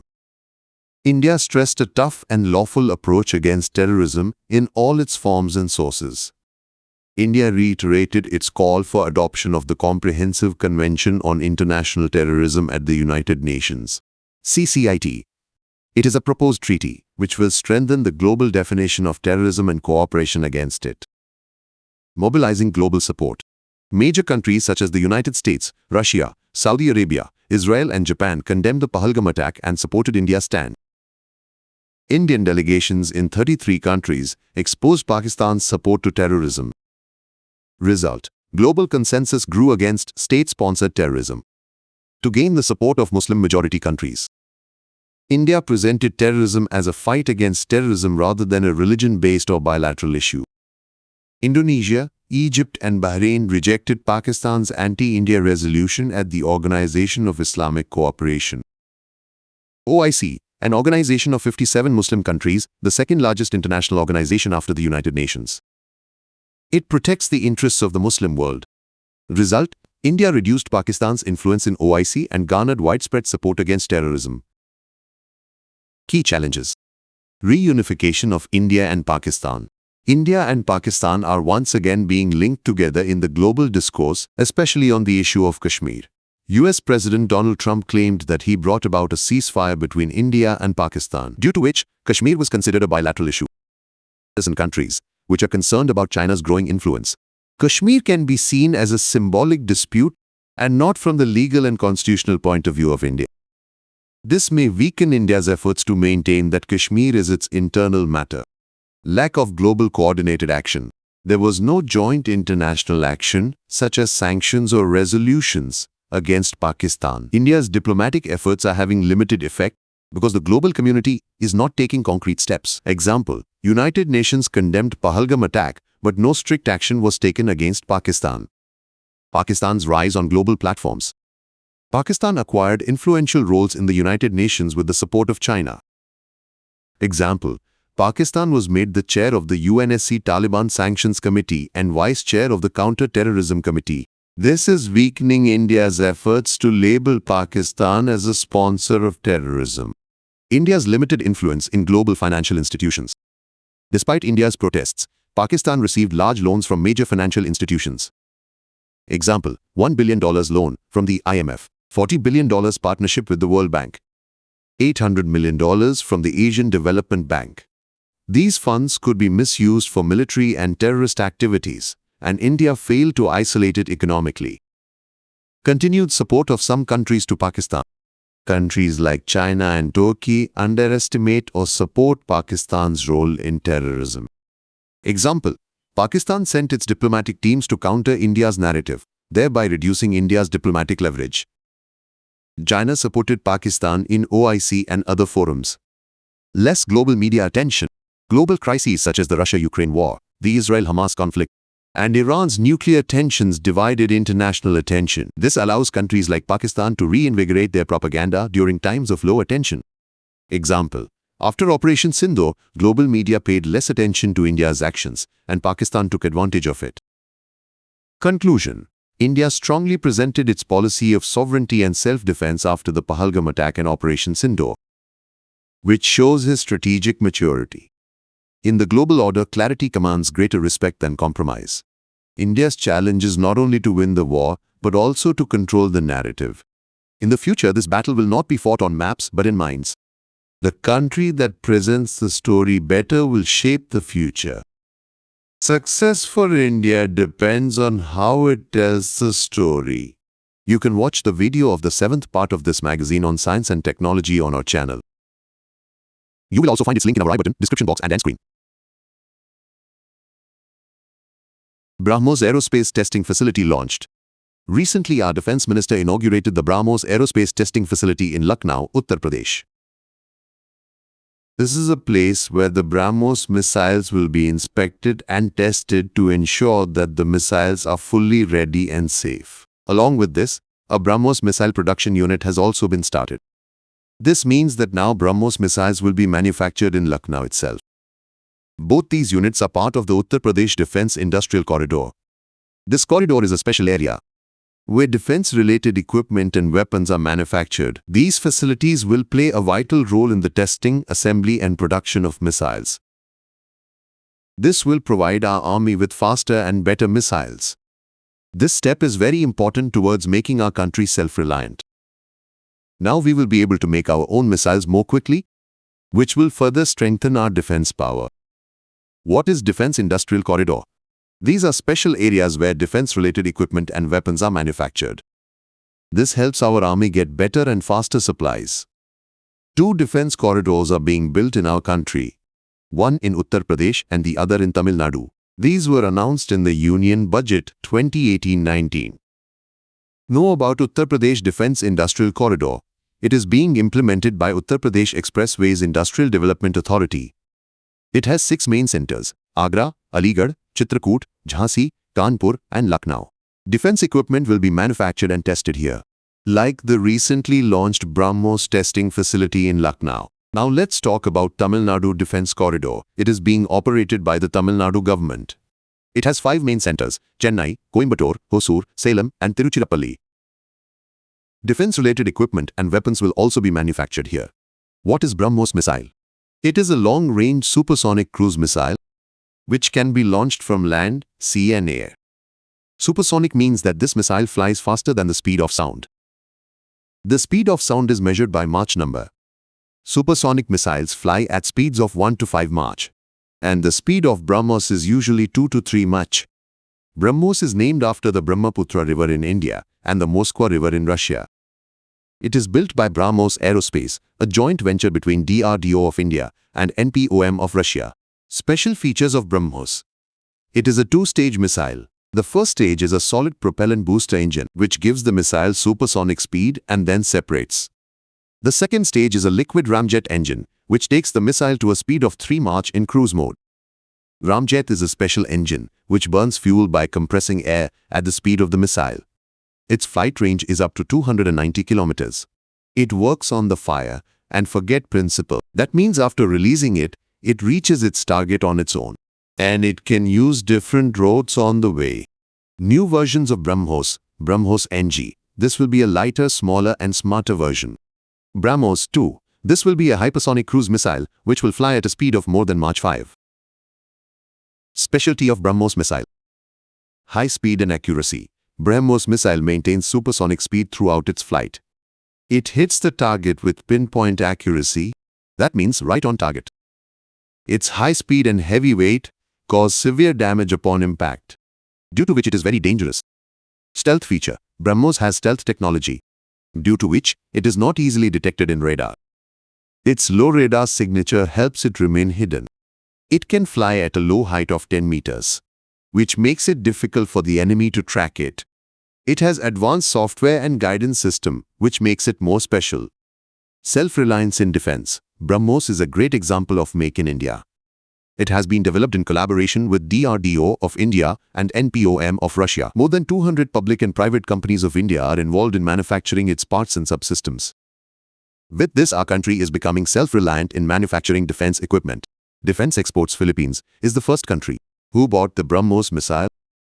This is a huge achievement for India. Many countries like Indonesia, Vietnam, Malaysia, UAE, Chile, and South Africa are also showing interest in BrahMos. With this, India is making its place in global arms export. Conclusion.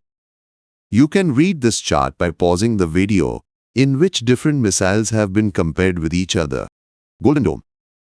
The President of America has launched a new missile defense system named Golden Dome. What is the Golden Dome? The Golden Dome is a defense system that works from both ground and space. Its purpose is to protect the entire America from missile attacks. It is designed to intercept threats such as hypersonic and cruise missiles. How does this work? This system works in multiple layers. It detects and destroys missiles at different stages of flight. It can detect the missile before it is launched. If the missile is in the air, it can be intercepted. It uses tracking and interceptors from space, which is very advanced technology.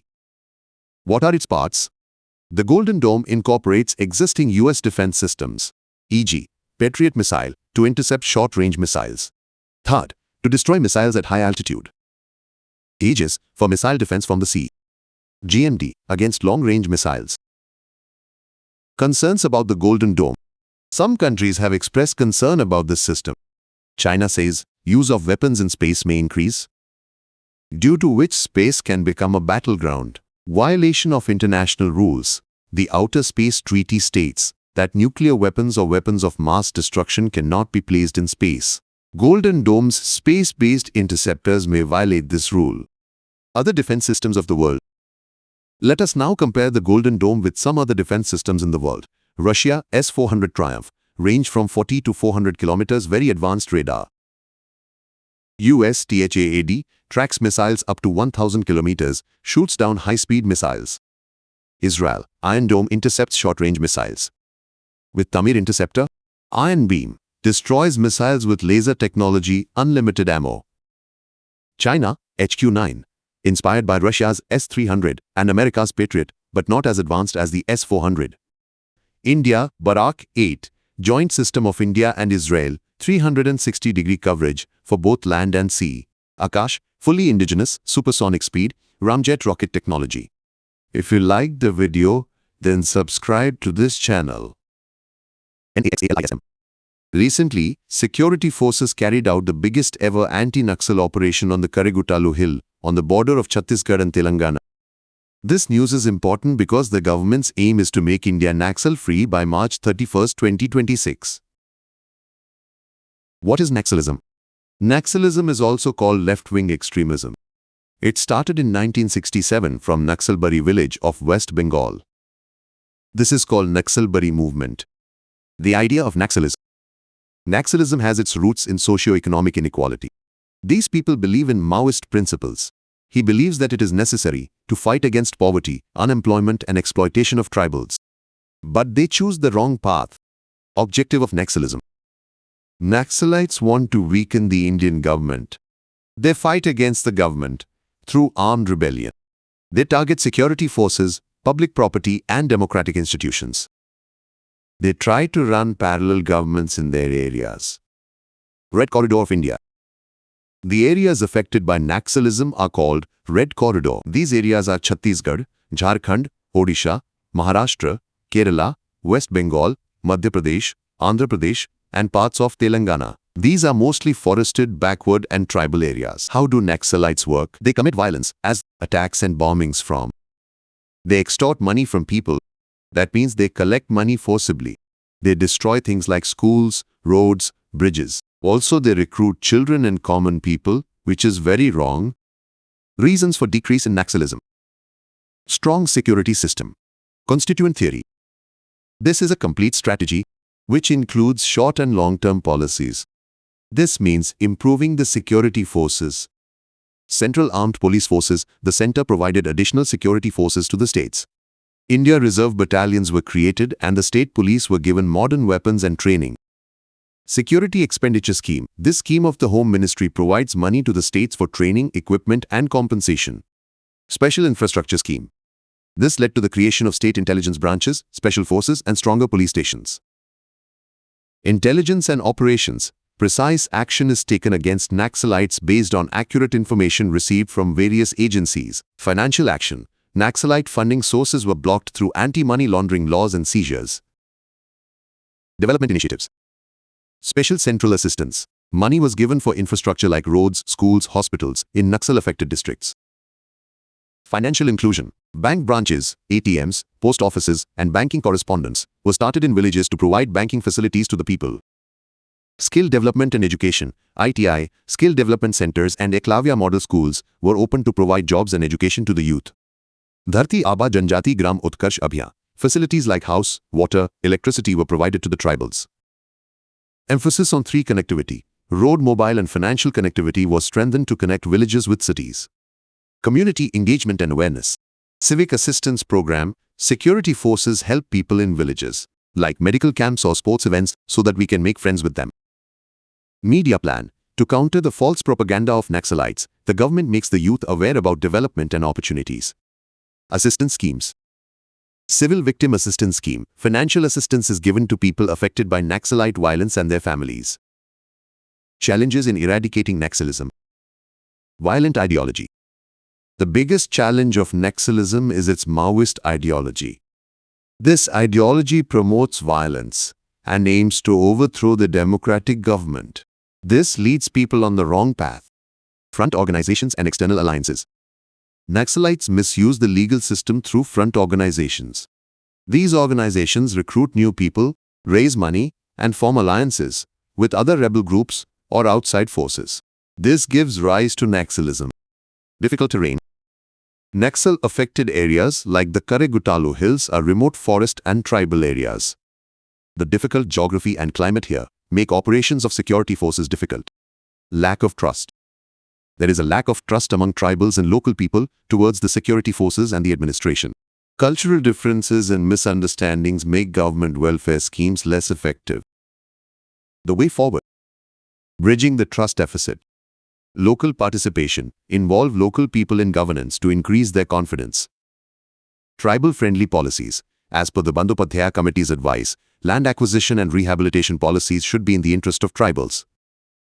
Forest Rights Act 2006. Implement it carefully to empower local people and give them rights over forest produce. Countering violent ideology. The democratic principles which are in our constitution must be promoted against the violent ideology of the Naxalites. Make people aware that democracy is the right path. Security and capacity building strengthen the local police. Provide modern weapons and training to the police. Small units. Use small intelligence-based squads, such as greyhounds, to conduct precise and effective operations. Center-state coordination. The central and state governments will have to work together. Clear roles need to be defined to prevent radicalism and promote development in the affected areas. If you like the video, then you can share this video with your friends preparing for IAS. Cryptocurrency Hawala Nexus. Recently, the Supreme Court said that Bitcoin trading is a kind of modern Hawala. The court said this while hearing the bail plea of Shailesh Babulal Bhatt, who was allegedly arrested for illegal Bitcoin trading. The court also said that there is no clear regulatory framework for cryptocurrency in India yet. What happened first? In 2020, the Supreme Court struck down a 2018 RBI circular that prohibited banks from providing cryptocurrency-related services. This means that cryptocurrency trading is not illegal in India, but there is no clear law to control it. What is cryptocurrency? Cryptocurrency is a digital or virtual currency which is secured using cryptography. Bitcoin is the most famous example of this. There is no central authority like RBI in it. It works on blockchain technology, which is a digital register. It has no intrinsic value. That is, its value depends on demand and supply. What is the Hawala system? Hawala is an informal money transfer system in which Hawaladar sends money from one place to another. This has been going on for hundreds of years, especially in the Middle East and South Asia. In India, it is also called hundi. It is often used in illegal activities such as money laundering and terrorism financing. The nexus between cryptocurrency and Hawala. The crypto-Hawala nexus refers to the union of traditional Hawala and modern cryptocurrencies, making it easier to hide illicit money and evade regulations. For example, the Enforcement Directorate found that 1,300 crore was transferred through shell accounts, crypto exchanges and Hawala. The work of nodes in blockchain is like that of Hawaladars. Both depend on mutual trust to run their networks. Bitcoin's anonymous transactions and cross-border transfer capabilities make it similar to Hawala because it happens quickly and at a lower cost. Why are cryptocurrency and Hawala linked? Anonymity and complexity. Cryptocurrencies are anonymous or pseudonymous, and its system is complex. Hawala also works without any paper documentation.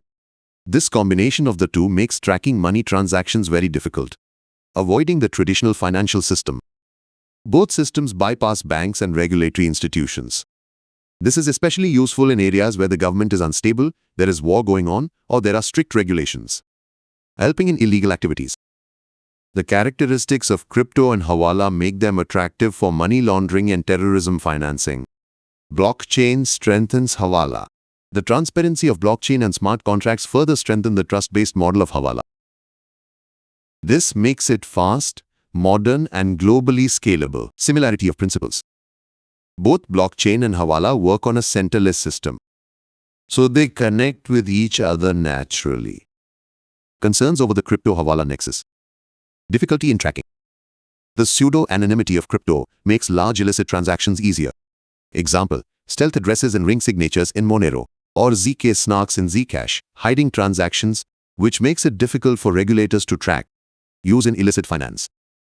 It is used in money laundering and funding terrorism. Example, in the Murarka case, more than $20 million was misappropriated. The terror group Hamas also raised millions via crypto. Regulatory challenges. The legal status of cryptocurrencies and blockchain in India is still unclear. Existing regulations will need to be updated to cover crypto transactions. Tax evasion.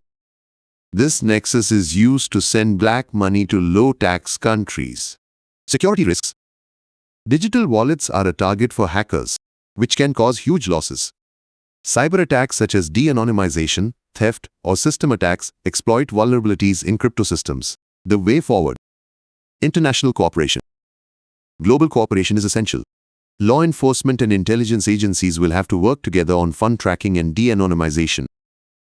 Example, UN Global Program Against Money Laundering. Enhancing compliance through technology. The use of money can be tracked using blockchain and other technologies. Example, tools like Value-Driven Transactional Tracking Analytics or TRM labs.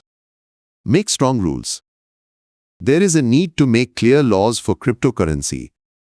FATF guidelines and Europe's MICA framework can help strengthen transparency and MLCFT. Holistic approach.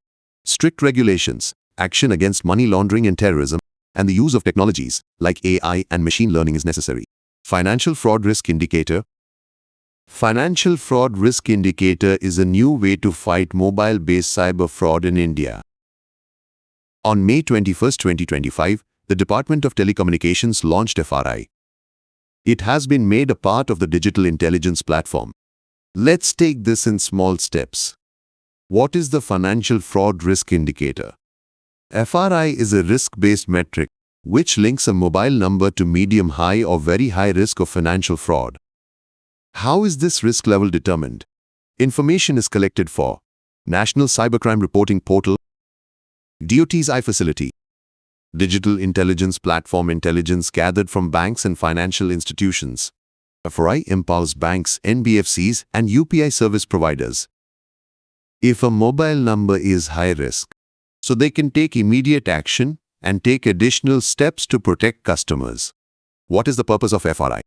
These tools help take swift, targeted, and collaborative action against suspected fraud in the telecom and financial sectors. Its purpose is to prevent cybercrime and keep people's money safe. Status of cyber financial frauds in India. Between 2020 and 2024, India faced losses of around ₹207 crore in 582,000 cyber fraud cases. What are the common fraud methods? Stealing information under the pretext of fake KYC. Fraud by fake customer care number. Fraud in UPI transactions. Stealing credit, debit card information. Scaring people and asking for money. Fake investment schemes. You can watch the video of the first part of this magazine, Polity and Governance, on our channel. You will also find its link in our I button description box and end screen. National Security Advisory Board. The Government of India has appointed a new chairperson and 7 new members to the National Security Advisory Board. What is the National Security Advisory Board? The NSAB is an advisory group, which was created in December 1998. It includes eminent and experienced people from outside the government, e.g., industry experts, media people, representatives of civil society. This board works with the help of the National Security Council Secretariat. What is the work of NSAB? The main work of NSAB is to conduct long-term analysis on issues related to national security, providing advice and views on these issues to the National Security Council. Victims of Terrorism Associations Network. Victims of Terrorism Associations Network, a global network, which has been started to help the victims and survivors of terrorism. Let's take this in small steps. What is VOTAN? VOTAN is launched by the United Nations Office of Counter-Terrorism. Its full name is Victims of Terrorism Associations Network. It is a global platform that connects victims and survivors of terrorism. Background of VOTAN. Group of Friends of Victims of Terrorism. This group was formed about 6 years ago, which is chaired by Spain and Iraq. Its purpose is to protect the rights of victims of terrorism. Origin. VOTAN was launched in 2022 as a result of the UN Global Congress of Victims of Terrorism. The Congress took place on the 8th to the 9th of September 2022 at the UN headquarters in New York. The aim of VOTAN is to provide a secure platform for victims and survivors, where they can support each other, can increase flexibility, can serve as advocates, educators, and peacemakers. Its aim is to amplify the voice of victims and strengthen their rights. Financial support to VOTAN. Spain provided financial aid for the development of this network. Spain's Foreign Minister José Manuel Álvarez Bueno said VOTAN would help connect victims with each other. BHARGAVASTRA is an indigenous anti-drone system of India which has been successfully tested recently. Let's take this in small steps. What is BHARGAVASTRA? BHARGAVASTRA is a low-cost hard-kill anti-drone system which has been designed to eliminate the threats posed by drone swarms. It has been developed by Solar Defense and Aerospace Limited, which works under Economic Explosives Limited, a subsidiary of Solar Group. This system is a part of India's Atmanirbhar Bharat initiative and reduces dependence on costly foreign systems. Special features of BHARGAVASTRA: two-tier security system. Layer 1, unguided micro-rockets, which destroy drone swarms within a lethal radius of 20 meters. Second layer, guided micro-missiles, which are for precision strikes. Range, can destroy small drones from a distance of 2.5 kilometers. The radar detects aerial threats from a distance of 6 to 10 kilometers. Terrain compatibility. This system can work even in areas with altitudes of more than 5,000 meters, like the Himalayan region. Modular design. Soft kill options such as jamming and spoofing can be added. C4I-enabled command centers. These are designed for network-centric warfare, integrating command, control, communications, and intelligence. If you liked the video, then like it now. Multi-influence ground mine. The multi-influence ground mine, an indigenously developed underwater naval mine from India, which has been successfully tested recently. Let's take this in small steps. What is a multi-influence ground mine? MIGM is an advanced underwater naval mine, which is designed to enhance the Indian Navy's capabilities against modern stealth ships and submarines.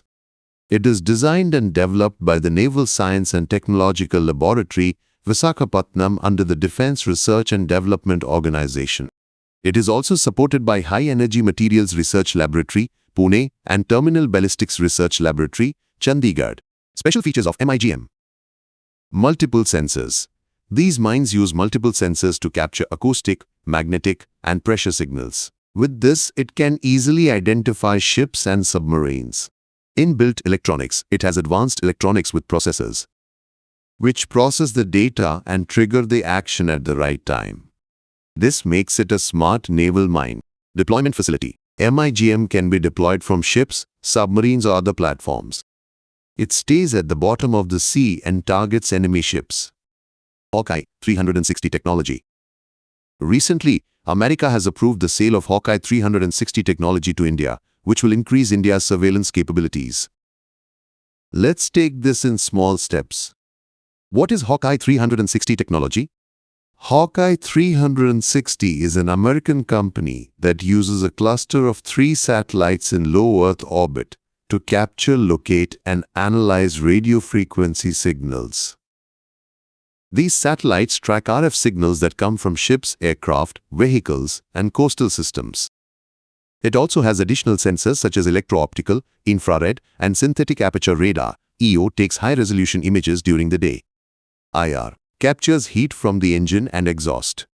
SAR takes radar-based images regardless of weather and time. This system works in real time and monitors 24/7 in all weather conditions. Its importance for India detecting dark ships. Some ships turn off the automatic identification system to hide their location, especially in disputed or sensitive areas. HAWKEYE 360 can track these ships. Surveillance in the Indo-Pacific. These technologies strengthen India's maritime domain awareness, which improves the strategic situation in the Indo-Pacific region. Monitoring illegal activities. The Indian Army and Navy can now more effectively prevent illegal fishing, smuggling, human trafficking, and piracy. Exclusive Economic Zone. It helps in monitoring India's EEZ. Quad Alliance. This technology supports the maritime surveillance goals of the Quad, as decided at the Quad meeting in Tokyo in July 2024. IGLA-S. The Indian Army recently received these new IGLA-S missile systems from Russia to counter drones, helicopters, and jets. What is IGLA-S? The IGLA-S is a man-portable surface-to-air missile system. It is designed for mobile ground units in high-threat environments. This is an advanced version of the very short-range air defense system. It is manufactured in Russia, and it strengthens the air defense of the Indian Army. Salient features of IGLA. Infrared homing. This missile uses infrared technology, which detects heat from the engines of aerial targets. After launch, the missile automatically follows the heat of the target. This allows it to easily target fast and small targets. Range and altitude. The missile can engage targets at a distance of up to 6 kilometers and an altitude of 3.5 kilometers. This makes it very effective against short and medium-range threats. Portability. It can be easily carried by a soldier on his shoulder, which makes it suitable for quick deployment. It is a light and fast ground-to-air attack system. If you like the video, then like it now. Operation Hawk. Operation Hawk is a special anti-cybercrime operation of the CBI, which was launched in 2025. Its aim is to break the international network involved in online child sexual exploitation and catch the criminals. The operation was launched based on information received from the US and is being led by CBI's International Operations Division. Background of Operation Hawk. These are some of the previous operations of CBI. Operation Carbon, launched to take swift action on cases related to online child exploitation.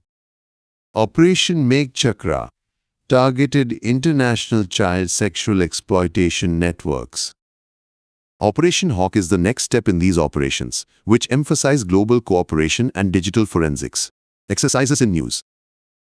IMDEX Asia 2025. This is the 14th edition taking place on May 6 to 8, 2025. INS Kiltan made a port call at Changi Naval Base, Singapore, and participated in IMDEX Asia 2025.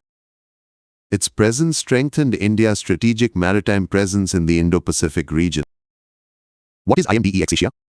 IMDEX Asia is Asia's premier naval and maritime defense event. It is held every 2 years in Singapore. Started in 1997. Organizers, Republic of Singapore Navy and S. Rajatnam School of International Studies. Venue, Changi Exhibition Centre, Singapore. Participation. It involves navies, coast guards and maritime defense companies from more than 70 countries. The Nomadic Elephant. What is a Nomadic Elephant?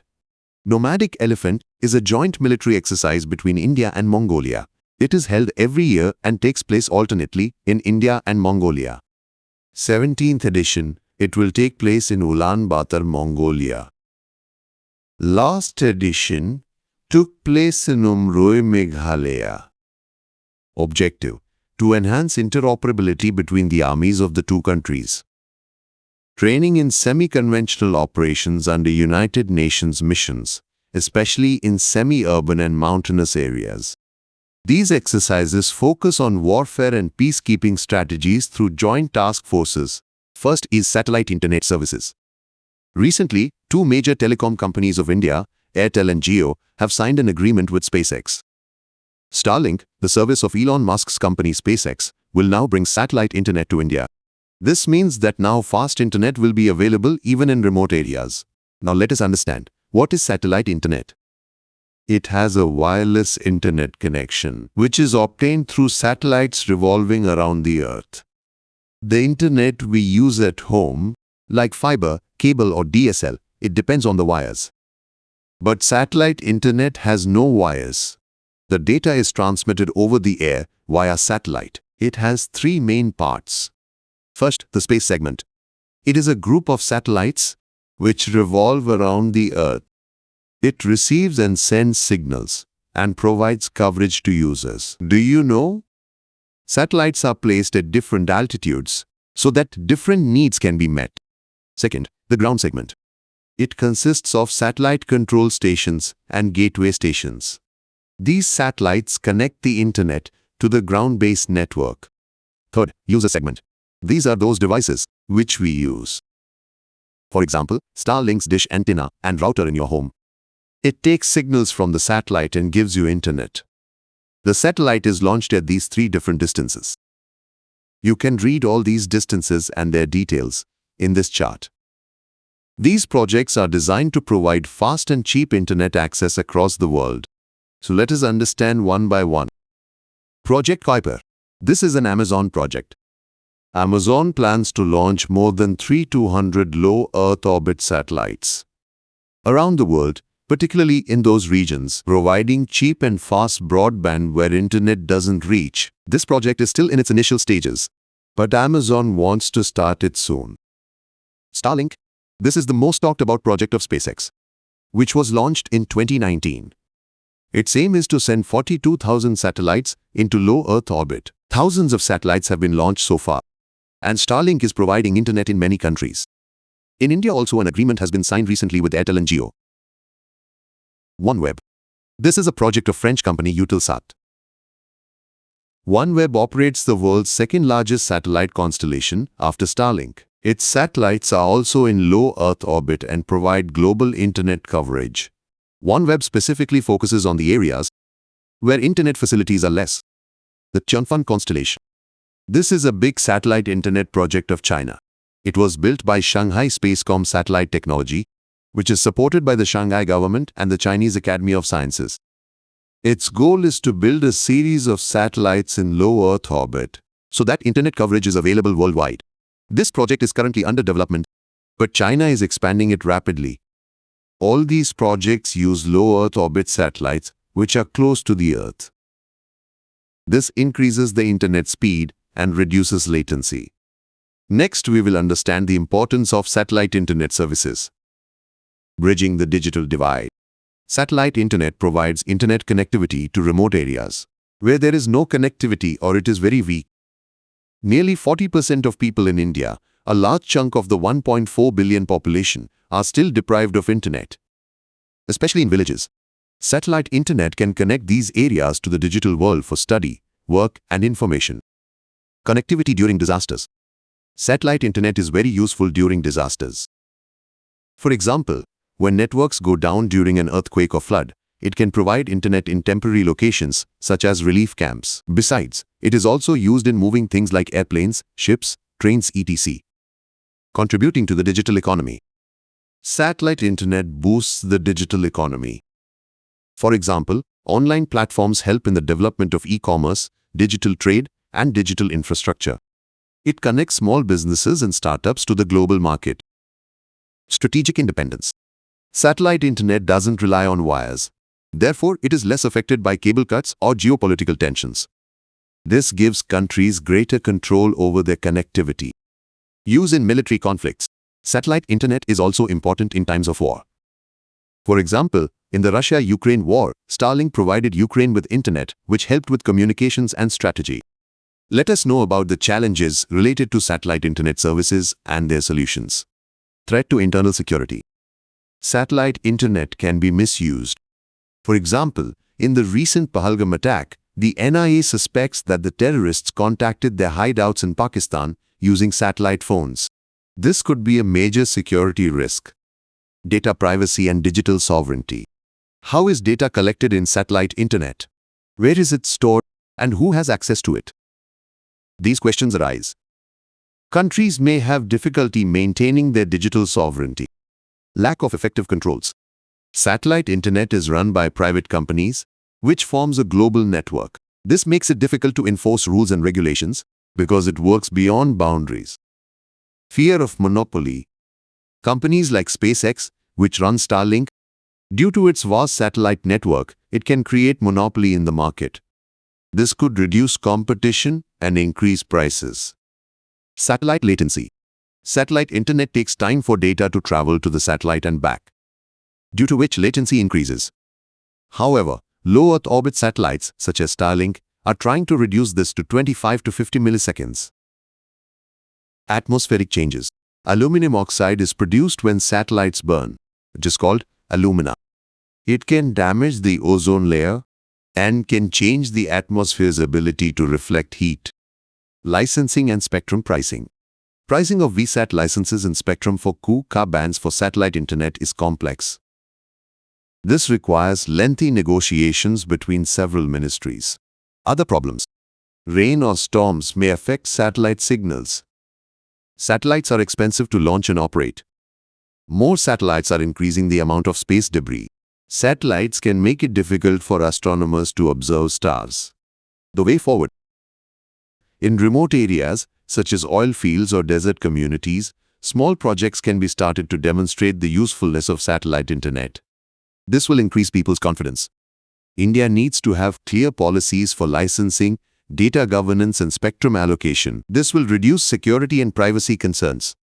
Private companies can be incorporated by offering incentives such as tax breaks or subsidies. This helps balance national security and economic goals.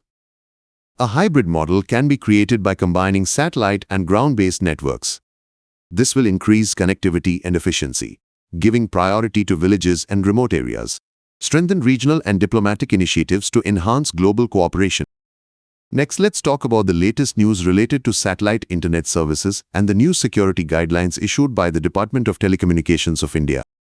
These instructions are for global mobile personal communications by satellite authorization under the Unified License. So let us understand this one by one.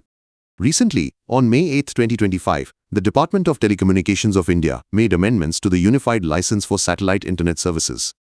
In these amendments, new security guidelines have been issued to ensure national security and compliance with rules.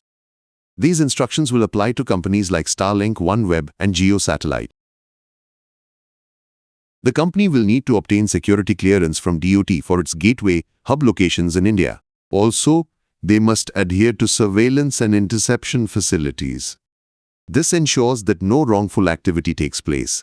Companies must comply with safety regulations, which includes the use of centralized monitoring system. This allows the government to monitor data and communications when necessary, especially for security. Companies may suspend or restrict service to a specific user or area in times of war or emergency. This is necessary for national security. Areas up to 50 kilometers from India's international border and the exclusive economic zone, i.e., 200 nautical miles, have been declared as special surveillance zones. There will be special monitoring of the use of satellite internet in these areas. No user terminal can connect to the network from outside India or through a foreign gateway. All connections will be limited to geo-fenced coverage area of India. Companies will have to incorporate India's NAVIC positioning system in their user terminals. For this, a time-bound plan will have to be made by 2029. NAVIC is India's own GPS system, which is important for national security. Companies will have to keep their data centers within the geographical boundaries of India. This will ensure confidentiality and security of the data. These rules strengthen India's national security, data sovereignty, and digital infrastructure. Especially after incidents like the Pahalgam attack, these instructions will help in preventing terrorist activities where satellite phones are misused. If you liked the video, then like it now. Next, let's talk about America's Take It Down Act and deepfake. Recently, the Take It Down Act was passed into law in the US on May 19, 2025. This law is designed to combat harmful deepfakes online. It was signed into effect by President Donald Trump. The purpose of this law is to stop people from using illegal and unethical deepfakes, such as protecting against fake pornographic images or videos. What is deepfake? A deepfake is a video, photo, or audio recording that looks real, but it is created or changed using artificial intelligence. It mixes reality and deception. How is it made? It uses deep learning technology, which is a part of AI. Changing faces using deep learning, it is possible to manipulate facial expressions or fake a voice. For example, superimposing someone's face onto someone else's body, or making someone appear to be saying or doing something they did not actually do. Uses of deepfakes. Deepfakes can be used in both good and bad ways. For creative effects in films, like making the characters look young or old. E-commerce. Virtual clothing fitting, where customers can try clothes on their own photo. Communication, converting someone's voice into another language to make communication easier. But it can be harmful if used incorrectly, such as making fake pornographic videos or defaming people. Law and order. In India, there is currently no specific law in India for crimes related to deepfake or AI. But some existing laws, such as the IT Act 2000 and the Indian Penal Code, can provide civil and criminal relief. On a global scale, European Union AI Act enacted, which promotes trustworthy AI and prevents misuse. Italy's constitution and civil code prohibit the unauthorized use of anyone's image or identity. 23 states in the US have enacted laws to deal with deepfakes. The Take It Down Act is the first major national legislation that makes it a crime to share non-consensual deepfake pornographic images, videos. Orders social media platforms to remove such content within 48 hours. Other countries, such as Canada and Australia, are also working towards legislation on deepfakes. We will talk about the challenges and problems related to deepfakes. There are many advantages of deepfake technology, but its misuse also poses great dangers. So let us understand each point one by one. Concerns about deepfakes. The threat to national security. Deepfake videos can incite violence, like spreading false news through fake videos. This can hinder police or government investigations or help criminals provide false explanations. Example, riots can be instigated by making a fake video of a leader. Undermining trust in democracy.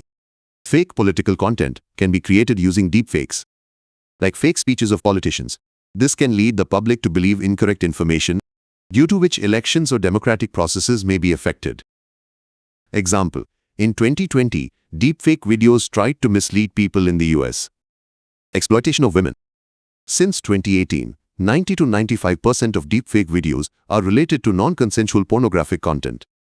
Women and girls are particularly targeted, due to which their reputation and mental health gets damaged. Example, misuse of photos of Hollywood stars and common people. Cyberbullying. Rumors can spread quickly with deepfake videos or photos. This can cause serious damage to a person's reputation. Example, defaming school-college children by making fake videos of them. Identity theft. Deepfakes can be used to create fake identity cards or documents.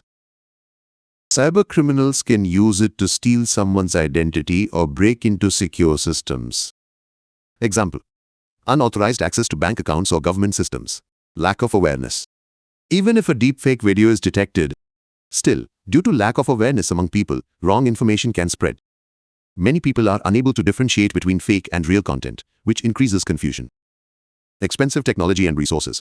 Detecting deepfakes requires large datasets and advanced computing resources. Detecting video deepfakes is more difficult and expensive than images. It may be challenging for smaller companies or governments to mobilize these resources. Let us talk about the efforts and initiatives taken to combat deepfakes in India. There is no specific law for deepfake in India right now, but many existing laws and institutions are fighting this problem. So let us understand one by one. Initiatives to tackle deepfakes in India. Legal framework. Information Technology Act 2000. The law applies to information created using artificial intelligence, such as deepfakes. Under Section 66E and 67. If someone misuses someone's photo or video without consent, there can be punishment. Example, a complaint can be filed if deepfake causes defamation or privacy violation.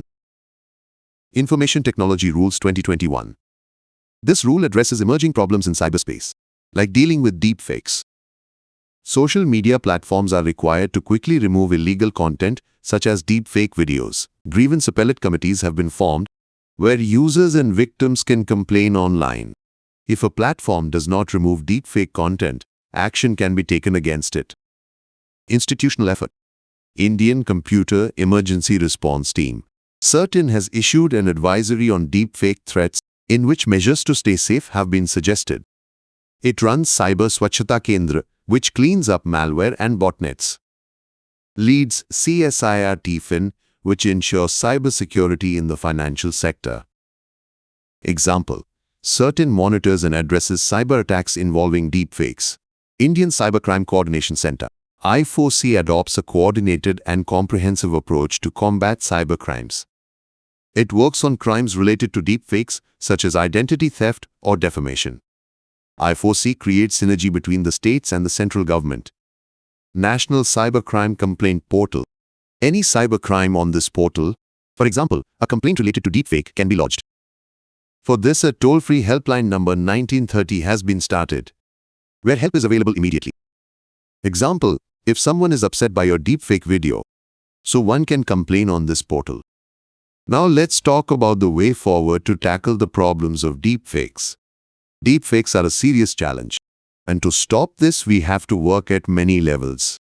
So let us understand each point one by one. Measures to tackle deepfakes. Better rules and regulations. We need to create a clear and strong legal framework based on the harms caused by AI. Currently, the IT rules 2021 in India take action only after the damage has occurred. The victims have to lodge complaints themselves, which is difficult. We should focus on proactive action. Example, create rules to stop deepfake content before it's even created. Building strong institutions. Special agencies will have to be created to protect against deepfakes, those that have clear safety standards. These agencies will help in reducing the misuse of deepfakes and ensure the safety of people. Example, strengthening institutions like CERTIN so that they can monitor deepfakes. Technological advancement. Advanced algorithms and techniques need to be developed to detect deepfakes. These technologies can identify deepfakes based on the video's context, metadata, or small details. Example, MIT created the Detect Fakes website, which helps people identify deepfakes by looking at small details. Cyber literacy. It is important to promote media literacy and critical thinking among people. We need to build trust in the digital world so that people can differentiate between fake and real content. Cyber awareness programs can be conducted in schools and communities. Example, teaching children to fact-check a video before watching it. Cooperation of all stakeholders. To combat deepfakes, all stakeholders such as the police, judiciary, tech companies, and the public will have to work together. Clear guidelines and effective punishments should be formulated, in which everyone's opinion is included. Example, creating rules that require tech companies to work faster to remove deepfake content. You can watch the video of the 8th part of this magazine, Culture, on our channel. You will also find its link in our description box. Gene editing. Next, we will talk about a very important and new news which is related to gene editing. An American research team has recently achieved a breakthrough that could revolutionize the field of medicine. So let's understand this. Recently, on May 15, 2025, a research team from Children's Hospital of Philadelphia and Penn Medicine, US, successfully delivered personalized gene editing therapy to save an infant from a life-threatening and incurable genetic disease. This achievement has been published in the New England Journal of Medicine. This is the first such case in the world, where a specially designed CRISPR therapy was given to an infant in such a short time. More information about the news. The baby had a genetic metabolic disease called carbamoyl phosphate synthetase 1 deficiency. CPS1 deficiency is a condition in which the liver cannot completely break down the ammonia produced by protein metabolism. This increases the level of ammonia in the body, which can cause serious damage to the brain and liver. It is usually treated with a low-protein diet and medications, but as the child grows up, a liver transplant is required. The team of researchers adapted a therapy using the gene editing platform CRISPR to correct a specific gene mutation in the child's liver cells that was causing the disorder. What is gene editing? Gene editing is one such technique through which specific parts of DNA can be changed. It involves three main steps: insertion, inserting a new gene; deletion, removal of the wrong gene; modification, changing a gene. CRISPR is a popular tool of this technology, which can treat diseases by precisely cutting or fixing DNA. In this case, the researchers used base editing, which corrects a single base in the DNA. It was delivered to the liver via lipid nanoparticles. About types of gene editing. Somatic genome editing. This is what gene editing is all about, in which those cells are replaced which do not take part in reproduction. This means that the changes made do not carry over to the next generation. On which cells does the work take place? Non-reproductive cells, such as skin, liver, kidney, or muscle cells. It is used to treat cancer, sickle cell anemia, or other diseases. These changes are limited to that person only who was treated. Germline genome editing. This is what gene editing is all about, in which changes are made to the reproductive cells or embryo. These changes can be passed on to future generations. Reproductive cells, such as germ cells, embryos or cells that form gametes. If a genetic disorder is corrected in an embryo, so not only that child will be healthy, but his/her children can also be free from that disease. It is currently being used mostly in research, such as on diseases like Huntington disease or thalassemia. These changes are permanent and can continue from generation to generation. However, this raises ethical questions like, should we change the DNA of future generations? We will talk about the challenges associated with gene editing, especially ethical concerns. Gene editing is a powerful technique, but its use raises many questions. So let us understand each point one by one. Challenges of gene editing, ethical concerns. Embryo research ethics. Many believe that human embryos represent a living human being, those who need to be protected. According to their religious or moral beliefs, it is morally wrong to research, alter, experiment on, or destroy embryos. Germline gene editing involves changing the DNA of embryos, which is unacceptable to many people. Which was criticized all over the world. Is it right to use embryos only for research? Informed consent. Germline gene editing passes the changes to future generations. But fetuses or future generations cannot give their consent. The question arises whether it is ethical to change their DNA without consent. If parents choose gene editing to correct a genetic disease in their embryo, is it good for the child? The child may not want this change when he grows up. How justified is it to change DNA without consent, especially when it affects multiple generations? Justice and equality. Gene editing is an expensive technique, and it will probably only be available to wealthy people at first. This could increase health inequality because poor people will not be able to take advantage of it. If gene editing makes it possible to cure cancer or rare diseases, will it be limited only to the rich? This may lead to a new class division in society. Will gene editing make society more unequal? Safety concerns of gene editing. Security issues. Off-target effects. The biggest concern with gene editing is that DNA changes may occur at the wrong place. Example, if CRISPR cuts out the wrong gene, so it can cause new diseases or complications. For example, if another organ instead of the liver is affected, serious health problems can occur. Mosaicism. Sometimes gene editing only works in some cells and not in others. This results in the formation of mixed cells in the body, which can lead to unequal treatment. Example, in the treatment of CPS1 deficiency. If all the liver cells are not cured, the disease will not be completely cured. What do the experts say? Because of these risks, scientists and ethical experts say, germline gene editing should not be used for reproduction until it is proven completely safe. Regulatory inequality. Regulations for gene editing vary around the world. Some countries have strict regulations, like in Europe, where germline editing is prohibited.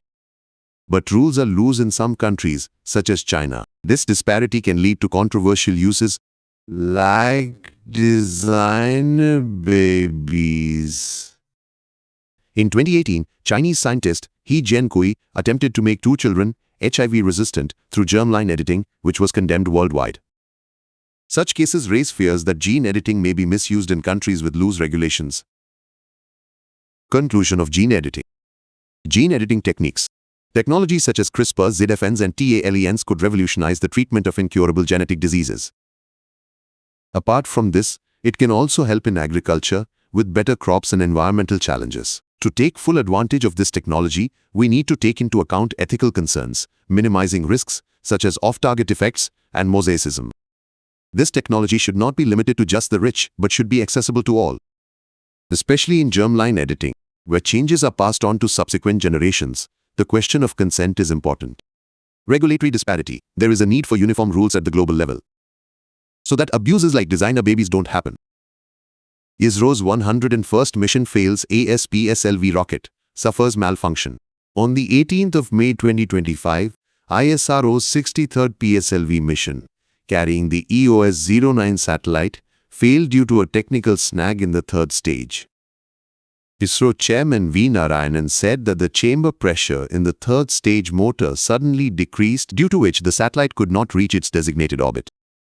About PSLV C-61 EOS-09 mission. The target of PSLV C-61 was to place EOS-09 into Sun-synchronous polar orbit. The launch took place from the first launch pad of Satish Dhawan Space Center, Sriharikota. The EOS-09 satellite is an advanced Earth observation satellite, which has C-band synthetic aperture radar technology. It weighed 696.24 kilograms, and its mission life was 5 years. This satellite could take high-resolution images day and night, and in any weather. It would be used in areas such as border surveillance, agriculture, disaster management, urban planning, and national security. The first and second stages worked fine, but the pressure of the solid motor decreased in the third stage. 203 seconds later, the rocket tilted to the side, and the mission could not be accomplished. ISRO destroyed the rocket using flight termination charges. The debris of the rocket and satellite fell into the Indian Ocean, which is difficult to recover due to the depth. About PSLV. Polar Satellite Launch Vehicle is the third-generation launch vehicle of ISRO. It is a 4-stage rocket, in which liquid stage is used. This is India's first such launch vehicle. It made its first successful flight in October 1994 and is called the workhorse of ISRO. PSLV can launch satellites into low Earth orbit, geosynchronous, and geostationary orbit. It launched major missions such as IRNSS, Chandrayaan-1, and Mars Orbiter. World Health Assembly adopted world's first pandemic agreement. On the 20th of May 2025, the 78th World Health Assembly unanimously adopted the world's first pandemic agreement. This is the second international legal agreement under Article 19 of the WHO Constitution. The first was the WHO Framework Convention on Tobacco Control. The agreement is designed to better prepare for and respond to future pandemics like COVID-19 by learning from them. Article 19 of the WHO Constitution gives the World Health Assembly the power to make such agreements by a 2/3 vote, which come under the purview of WHO. The WHA comprises 194 member states of the WHO, and it is the highest decision-making body of WHO. This agreement was ratified by 124 countries. 11 did not vote. There was no further protest. Key points of the pandemic agreement. Strengthen epidemic prevention and monitoring. This agreement works on the basis of International Health Regulations 2005. Purpose of IHR: to prevent, control, and provide public health responses to the international spread of diseases. This includes the One Health approach, which focuses on preventing epidemics by combining the health of humans, animals, and the environment. Example: better surveillance could lead to earlier detection of viruses in the future. Global supply chain and logistics network. It aims to ensure equitable, timely, and affordable access to health supplies such as vaccines, medicines, and diagnostics for all countries during public health emergencies such as pandemics. GESCL will remove barriers and help countries in need. Example: in COVID-19, many countries did not get the vaccine on time. GESCL will make it better. Sustainable financing. A coordinating financial mechanism will be created for pandemic prevention, preparedness, and response. It will fund the implementation of the IHR so that countries can strengthen their health system. Example: financial help to poor countries can help build better labs and hospitals. Pathogen access and benefit sharing system. An intergovernmental working group will begin the process of drafting and negotiating the PABS. Purpose of PABS: to facilitate rapid and timely sharing of material and sequence information of pandemic-causing pathogens. Pharmaceutical companies that participate in PABS will give WHO access to real-time production of 20% of their vaccines, medicines, and diagnostics.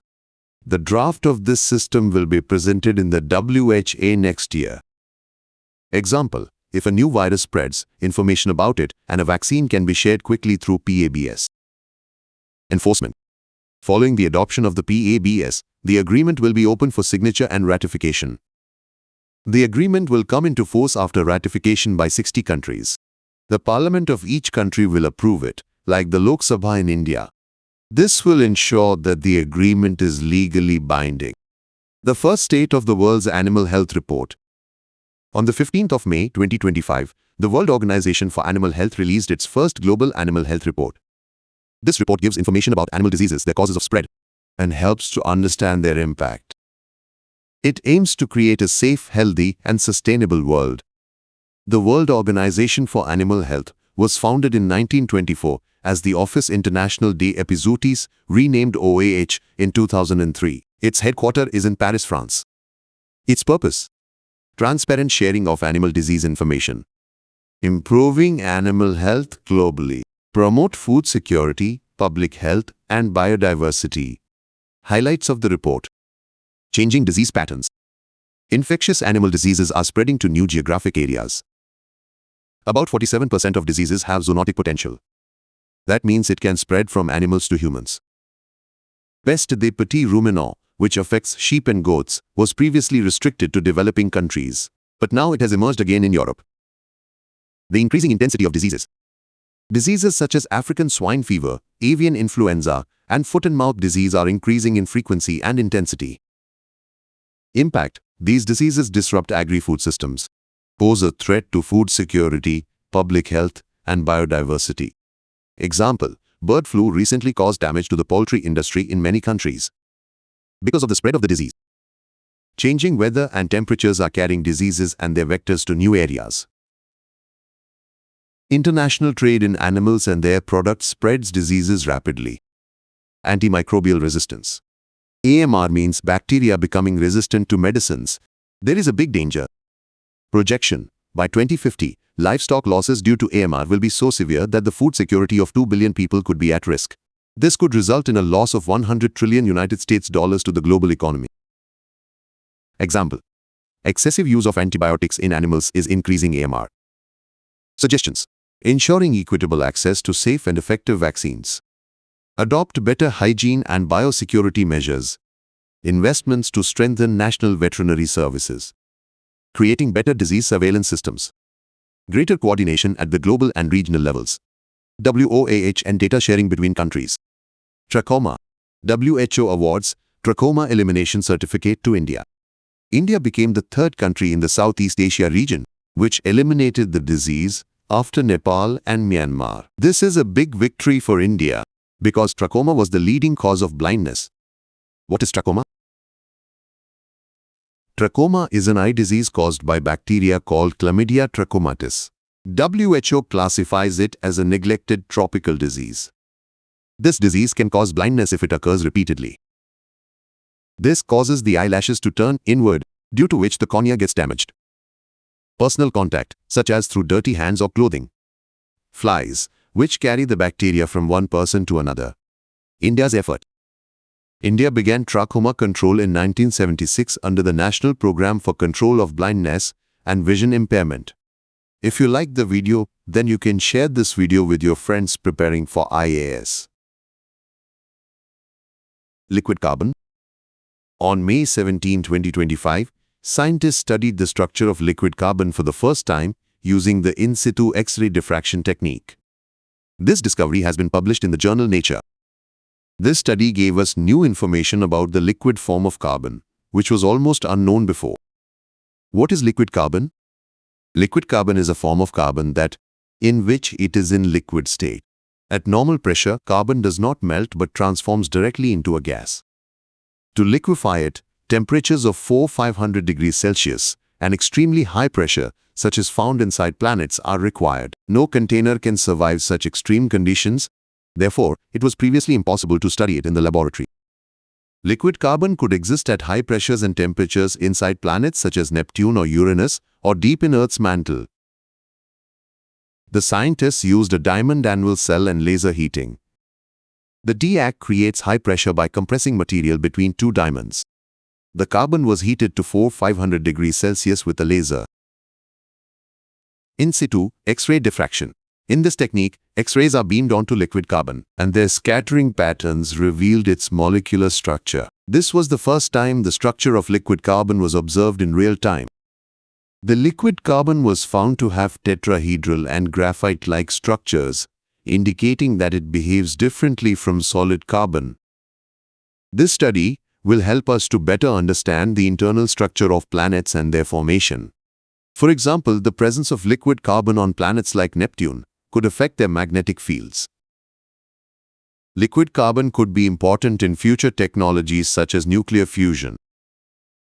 Fusion energy is a clean and unlimited source of energy, and liquid carbon can be used in its reactors. Recently, our Vice President unveiled the statues of Sushruta and Charaka in Goa and explained why we should take inspiration from their lives and contributions. First, let us know about Sushruta. They lived in the city of Kashi around 600 BCE, which we know today as Banaras. He was a disciple of devotas in the Dhanvantri Gurukul. Important contributions of Sushruta. He wrote Sushruta Samhita, one of the 3 great books of Ayurveda. It has 2 parts, the first half, which has 5 sections, and Uttatantra, which was added later. The other 2 books are Charaka Samhita and Ashtanga Hridaya. He is called the father of surgery. The Sushruta Samhita mentions 8 types of surgical procedures: incision, writing, piercing, aspiration, extraction, debridement, and suturing. He was one of the first scholars of human anatomy and studied anatomy in detail using cadavers. He is also known as the father of plastic surgery. He used techniques such as nose reconstruction from cheek skin, cleft lip and ear repair, and skin grafting. He also established the basic code of medical ethics as a medical teacher at Banaras University. About Charaka. Charaka lived in northwestern India between the 2nd century BC and the 2nd century AD. He was the royal physician of the Kushan Empire and is known as the father of Indian medicine. Important contributions of Charaka.